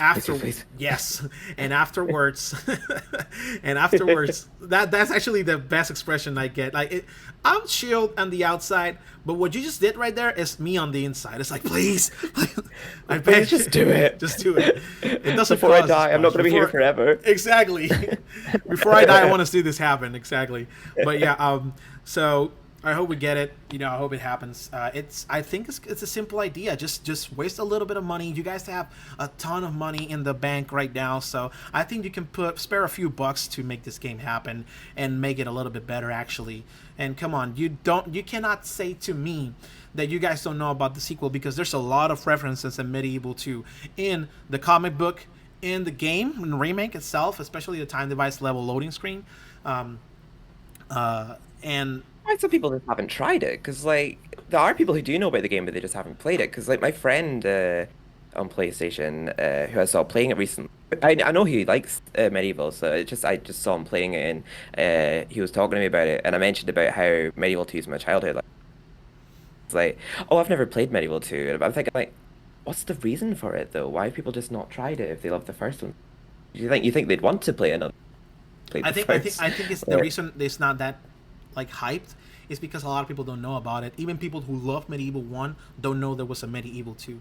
So I hope, this spreads the word as much as I can. I tried with the whole petition thing. I gave up a few times, and then I see people coming back to it, and I get motivated again to keep doing it. But I have shared that on every social platform that I'm at, like TikTok, Twitter, everywhere. I tagged people big YouTubers, and they answered, and I'm glad that people are, having a response to it. And I got some negative too. This guy who was telling me that you're wasting your time, and he was mad at me for trying. And Those folk. and I was like, why are you mad at me for trying? If you don't care and if you don't think it's possible, then don't ignore me. But don't work yourself to make my idea not work because you think it's impossible. If you have a passion for something, you will fight for it. Yeah, I know and, it's cringy. I know I'm the king of cringe, for Same. real. And I know it's stupid, but let me just do it. Let me just be me, because you're putting me down, and thanks to negative people like you, this game might not happen, because there's a lot of people who think like you. But hey, you could be wrong. I'm just saying. Honestly, there's so many people online and on the internet that when I look at their tweets and just roll your eyes and just don't engage, Yeah. I'm just like, oh. Like, It's like, dude, just why are you mad? Like, let us make this game happen. Oh, I don't want a Medieval 2. I want a Medieval 3. Why? Don't waste the time. Dude. what's wrong with a Medieval 2 and 3? Like a Medieval Exactly. remake and Exactly. Why not do both? Don't be mad. Let it know. happen, But hey, still, right now it's a fingers crossed thing, and I hope it becomes a reality soon. I hope there's no more rumors. Please stop making false It's rumors. good to see how much of a fan base it does have online. Because I remember when I was younger, I thought I was the only person in the world who ever played Medieval. Like, no one was playing it anymore. Everyone was moving on to new gens and all that. It's like, Yeah. it's good online. Do you actually have? There's a big community, not the biggest. I understand it's not like that big of a deal for a lot of people, but it is a big community, and I'm happy that there is over 100,000 people that know about the game and are spreading the word to see if we can get a Medieval 2 remake. Not just a remake, the whole franchise itself. I'm glad that the PlayStation 4 remake actually worked on sales. It got way more than the developers expected and what Sony expected. Sony, Obviously the first game did really well. If it actually Yeah. got a remake on PS4, like yeah, obviously the PS4 remake actually went over the budget that they expected. Like not the budget, the revenue. Like let's say, for example, they expected 1 million copies. It got like 2 million copies, and they were like, oh shit. That's not the exact value. I'm just saying, like, that's what happened. Like, it went over their expectations. So that is a good proof that people will enjoy this game, new or old, because there are actually people who never tried this game, never played it as a kid. They just heard about it and they just don't give a shit. And then they actually tried the remake, and they were like, you know what, it's kind of cool. Yeah, and a lot of people are actually complaining that the game was too hard, and I'm like, well, I mean, don't complain about game being way too hard, because that doesn't mean the game is bad. If it's too hard for you, then get good. You know what I'm saying? And speaking of the game being too hard, if you pre-ordered the game, I'm sure you know, like if you pre-ordered the game, you get this thing called the cursed helmet. Yeah. And it makes the enemies deal twice damage to what they normally do. Yeah, And I tried it. did a charity And it is a stream little one bit. time. It is a little bit challenging, but being honest, dude, like me and you, it's not gonna be that hard for us because we know the game by heart. I mean, doing it normally is not. When I did my charity stream, I over for us hard it would be to complete the game without collecting any chalice while wearing that. It was literally impossible. I mean, I died so many times at like the Enchanted Earth and Zarek's lair. I lost count, and inside this island as well, just with daggers and a small sword while taking double damage. Like, oh Yeah, God, it was if you just if you're planning on doing this game without collecting chalices, you're in for a good treat because it's almost impossible since most of the good yeah. weapons are You in need your chalices. chalices in the You know, remake. but yeah. Anyways, I hope this game gets good, uh, and I hope everything people hear it. Sony finally gives us an answer. At least give us a no. That's what I'm pissed off about because we don't even hear a no. Yes, Medieval 2 existed. Just acknowledge it. Yeah, like they can say to us, if they say to us, no, we're not gonna do a remake. Sorry, guys. I'll be like sad, but at least I know, that I know. I'm not gonna be Just anxious. stop waiting. I'm tired of waiting. But anyways, thank you so much, Medieval Fan, for joining us. If you You're welcome. Thanks for having me. you want to follow him, go ahead and on YouTube, Twitch, Discord, same name, Medieval Fan 147, and then for X/Twitter, right? Let's go to Twitter or X Twitter, whatever. PSX Matt 147. For me, do you know the drill in the description below for all my social platforms. I'll be adding your links eventually while the video, because I'm going to upload the video straight. So I need time to write it up and then copy and paste it to the description. That's how I work the description, because there's a lot of stuff that I have to write.